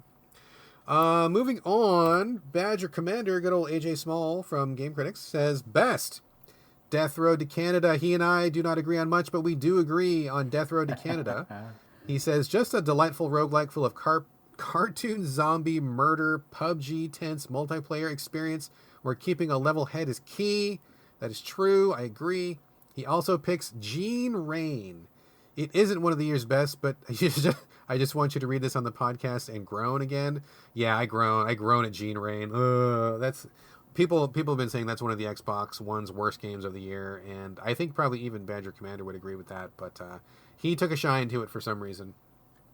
Also reviewed it on Game Critics. You can see what he had to say about that. And he says, worst, Monster Hunter World. My expectations were too high and none of them panned out. Nothing clicked, and I walked away hugely disappointed. After hoping to play Monster Hunter for 10 years, this should have been my game. But as we have seen, you are not alone in feeling that way, Badger Commander. So you can at least have that solace. Corey? Next up is Vader Van Odin? Vader Van Odin. Vader Van Odin from the Dark Insight podcast. Yes, good old Vader. Goods are God of War, Dare Racine, I hope I'm pronouncing that right again, and Spider-Man. And bad is Sea of Thieves was a huge letdown. I really hated it, and I forgot it even came out this year, so there's that. I think a lot of people forgot it came out this year. Yeah, I think so too. Next one comes from Upsello, who has contributed to the show before. Thank you for all your contributions, Upsello. Who says, best was Hitman 2, intricate levels with unmatched interactive potential. Also best, Red Dead Redemption 2, and interestingly, we have not talked about that on the show very much at all. Neither one of us, I don't think either one of us even played it this year. Did you play it even this year, Corey? I did not, and I probably never will. I did not either. I have a copy of it here. I have not even touched it. I have preconceived notions about it, and I will get to it at some point. That point is not now. But oddly, we haven't really talked about it very much from the readers, too. I thought we'd have more people suggesting it in these comments, but not too often. So interesting to see that. But Upsello liked it, said it was the slow burning camp life simulator. So I guess if you like hanging out around a campfire, maybe this is your jam. Also, he enjoyed the awesome adventures of Captain Spirit, the energy and inventivity, I'm not sure that's a word, of childhood captured in a game. And he says the worst, the worst is also Red Dead Redemption 2. So he picked it as the best and he picked it as the worst. How do you do that? He said the mission design sucked hard. And to be fair, most of the people who are on podcasts who I've listened to who celebrate Red Dead Redemption 2 also have many, many caveats that go with it. So I think there's a lot of people that love it, but I do not think it is like a perfect game by any stretch of the imagination if the people I listen to are to be trusted. So can't say myself, but that is a common theme. Corey, what's the next one? Next one is from Bones Jones. I don't know who this is either. Best is surprise. This is like the trifecta. Red Dead Redemption 2, God of War, and Spider-Man. Worst is Far Cry 5. It didn't suck, but was definitely disappointing. You're right when you say the trifecta. If you go to most sites, it's RDR2, God of War, Spider-Man. That's like the top three across the entire internet. Like you could just close your eyes and throw a dart, and that's somebody's top three. Next one comes from Phil Holmes. Good old Phil Holmes. Best, BattleTech, The Messenger, and Super Smash Bros. Ultimate. The worst? Nothing. Phil did not play a bad game this year, so I'm happy for you, Phil. Good year for you. Excellent. Next up is a friend of the show and consistent contributor, Louis Fietro. Celeste was his obvious number one. Crossing Souls is the game he liked least. I don't think I've heard of that. Fee was his pleasant surprise. If I could read and speak, that would be helpful, considering I'm a podcaster. And A Way Out is his almost great award winner. That is a good pick. A Way Out was almost good. That game is another game that really takes a shit on itself at the end. And there's some silly stuff. There's some really silly stuff, but I think that was it was so close to being good, though. I think that's a really good pick. Next one comes from Joshua Carpenter. Best, 428 Shibuya Scramble, which I bought and have not played, but I've been hearing very good things about. Moss, and yay, another one for Into the Breach. A lot of love for Into the Breach, which is great. It makes me feel happy. Honorable mention goes to Yakuza Kiwami 2, Worst, Witch and the 100 Knight 2. I played the first one and it was trash. I'm not surprised to hear the second one is also trash. All right, next up is contributor, pretty regular contributor to the show, Shawnee Boy. Top 3 is Monster Hunter World. I love Monster Hunter. It's either people's favorite games or it's their worst game of the year. There's no like in between on it. Totally. Yeah, hot and cold, man, big time. So that's one of his top. Also Into the Breach, and also another Astrobot mention. Astrobot, there you go. Got to look into that Astrobot, man. He's popping. Worst, I don't have one. I avoid series that I don't like. So 2018 for games was great. What is WWE 2K? Is that like the wrestling game? Yeah, okay. It's a wrestling game. Yeah. Next one comes from Chris Seligy. Says his best were Hitman 2, Spider-Man, and another one for Astrobot. Third mention for Astrobot Rescue Mission. Worst was, I'm actually surprised we didn't hear more about this worst, but I think people knew it was really bad, and so nobody even bothered to buy it in the first place, which is probably why it's not named that often. But worst was The Quiet Man, which I personally think was terrible for many reasons. Controlled awful, looked awful, terrible writing, terrible concept, terrible portrayal of people with disabilities. Everything about this game was not only terrible, but like offensive. It was offensive and in poor taste, and everything about it was actively bad. So good call, Chris. That is a terrible game for sure. All right, Corey, you got the next one there? Oh, boy, you're going to make me read Michael's. It's like paragraphs. Michael Pren, frequent listener and contributes sometimes to the show. He said he was super busy this year, so he didn't play much from 2018, but his list from what he did play, the best is Wolfenstein 2, The New Colossus. When I read this, I got confused because I thought it came out this year, but it didn't. In a world where we often feel powerless to fight monstrosities around us, butchering scores of bad guys can be vitally cathartic. Great incidental writing with NPC dialogue, too. His next up is 20XX, which is a Mega Man X or Mega Man 10 inspired roguelike. The game rekindled my love for the genre. I feel it's expertly tuned in many subtle ways, capturing the feeling of Mega Man while bringing a fresh experience time and again. It only takes 45 minutes to beat, and he has played it for 100 hours. Dang. That is intense. That is some time. Next up for him is Rogue Legacy. I actually didn't play it much, but my wife discovered it this year, and it's the first game I've seen her really fall in love with in years. Picking it apart together and cheering together at each milestone she made was something special. That is very cute and heartwarming. That's nice. That's sweet. Yes, and his worst of the year is Persona 5. I could tell it was an expertly made game, polished to perfection, but I think 2018, Mike just can't get along with turn-based RPGs of any stripe anymore. I lost steam on this one so fast and had to put it down after a few hours. I'm right with you, Michael. I haven't heard very many people talk about Persona 5 as the best or the worst, but prior to number 5, I would have said I was a huge Persona fan, but I was real cold on number 5. I just got tired of it. Didn't want to put the time into it. Felt like it was the same thing over, and I feel like Atlas is kind of coasting right now. So you are not alone in being a person who bailed from Persona 5. I am right with you, brother. Next one comes from good old Thief of Hearts, longtime Game Critters fan, longtime friend, Thief of Hearts. Best, Spider-Man. Also best, Hero U, Rogue to Redemption. I have no clue what that even is. Have you ever heard that? I've never heard of this. Never heard of that. Hero U, Rogue to Redemption. No clue, but he says it's on PC Mac. I do not know, but I trust you. It's good. He's usually got good taste. Also good this year for him, Valkyria Chronicles 4. That's the second or third mention of that one. Worst for him, Crossing Souls. That's the second time we've seen that come up as a bad one. This 1980s kid venture should have gotten detention with its pretentious finale. Oh my gosh. Ooh. Nice little pun usage there. I like it. Next up is Josh Tolentino. Best Spider-Man, Return of the Obra Dinn, and Into the Breach and Valkyria Chronicles 4 tied. The worst is Punchline. A note on this, I tried Return of the Obra Dinn because I heard a lot of people say, like, oh, it kind of snuck in as my surprise game of the year. It's really interesting. So on our next show, I will probably be talking at length about Return of the Obra Dinn. I didn't finish it, so of course it doesn't have any place on my top 10, but I'll talk about the ups and downs and whatever of it next time. But I'm actually kind of surprised that this is the only place it's showed up on our show because a lot of people I follow on Twitter have been like madly in love with it. So I'm glad that Josh liked it too. Yeah, I've heard of it. I've seen it. I think it being PC only maybe, kept a lot of people out of it.